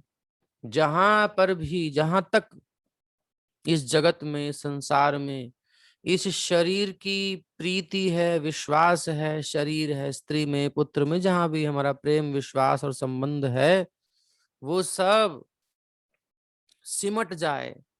सब तरफ से मेरा मन सिमट करके, किसी पर भास भरोसा, किसी से आशा कुछ ना रहे, किसी से मेरा कोई द्वेष ना हो, आशा ना हो, सबसे हट जाए मन। दो दुनिया में हो रहा है, मुझे क्या करना है। वो सब तरफ से ते सब तुलसी दास प्रभु ही सो, हो ही सिमिट एक ठाई।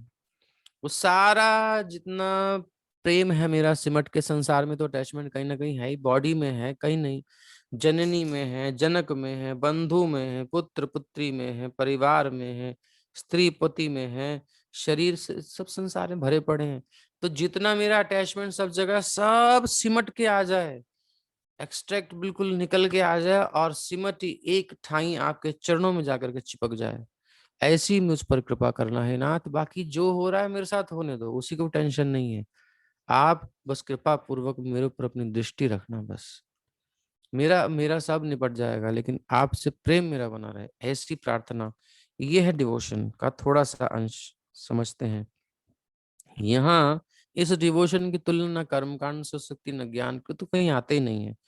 हाईएस्ट स्टेज है ये, और उस स्थिति में भक्त केवल भगवान के सुख की चाह करता है, अपनी दुर्गति भी नहीं हटाना चाहता, कुछ नहीं कहता भगवान से। ये स्टेज है डिवोशन, इसको कहते हैं, जिसकी चर्चा यहाँ सुखदेव जी कर रहे हैं, परीक्षित जी कर रहे हैं। तो पूरी तरह समर्पित ये होता है। श्रीपाद भक्तिविनोद ठाकुर, तुलसीदास जी, सारे संतों ने इसको गाया है विभिन्न विधियों से अपने अपने। उनको हमें गाना चाहिए इन पदों को, ताकि ये भाव हमारे अंदर जागृत हो। यही डिवोशन है, भगवान के प्रति समर्पण है। ये हमें करना चाहिए, और ये थोड़ा सा अपनी लाइफ में लानी चाहिए चीजें, ताकि एक दिन हम ऐसा भाव जागृत कर पाए। हरे कृष्णा। श्रीमद् भागवत महापुराण की जय, श्री प्रभुपाद की जय।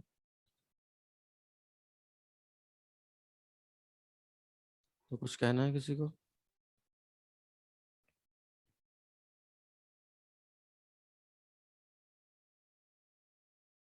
नहीं कहना? ठीक है फिर। विश्राम करते हैं। हरे कृष्णा प्रभु जी। हरे कृष्ण।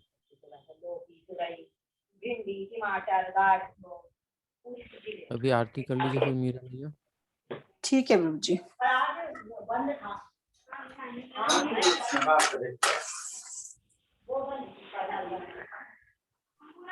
आरती अति पावन पुराण की, आरती अति पावन पुराण की, धर्म भक्ति विज्ञान खान की, धर्म भक्ति विज्ञान खान की, महापुराण भागवत निर्मल, शुक मुख विगलित निगम कल्प फल, परमानंद सुधारसमय कल, लीलारती रस रस निधान की, आरती अति पावन पुराण की, धर्म भक्ति विज्ञान खान की, कलिमल मथनी त्रिताप निवारिणी, जन्म मृत्युमय भव भयहारिणी,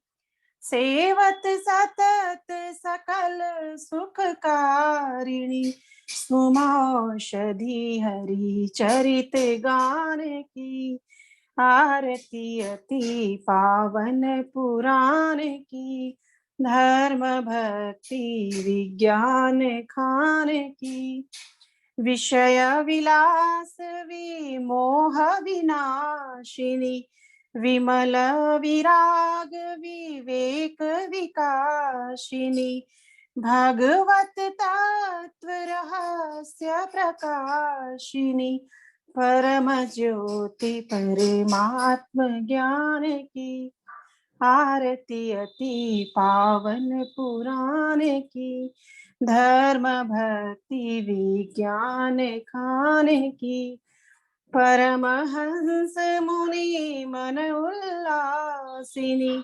रसिक हृदय रस रास विलासिनी, भक्ति मुक्ति रति प्रेम सुधासिनी, कथा किंचन प्रिय सुजान की, आरती अति पावन पुराण की, धर्म भक्ति विज्ञान खान की, हरे कृष्ण कृष्ण कृष्ण हरे हरे, हरे राम राम राम हरे हरे, हरे कृष्ण कृष्ण कृष्ण हरे हरे, हरे राम राम राम हरे हरे, हरे कृष्ण कृष्ण कृष्ण हरे हरे, हरे राम राम राम हरे हरे।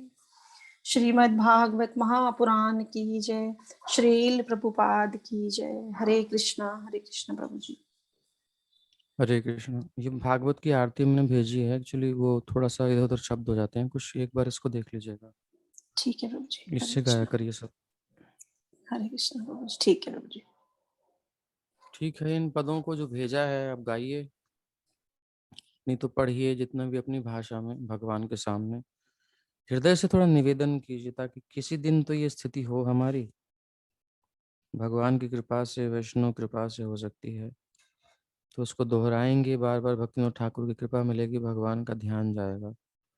तुलसीदास जी के वाणी को दोहराएंगे तो भगवान सुनेंगे कि एक मेरे भक्त की वाणी कौन बोल रहा है, या भक्तिविनोद ठाकुर की वाणी कौन बोल रहा है, तो उनकी दृष्टि हम पर जाएगी और हम हृदय से प्रार्थना कर रहे होंगे कि प्रभु जैसा उन्होंने कहा है ऐसा मेरे साथ भी हो जाए, ऐसी कृपा करो।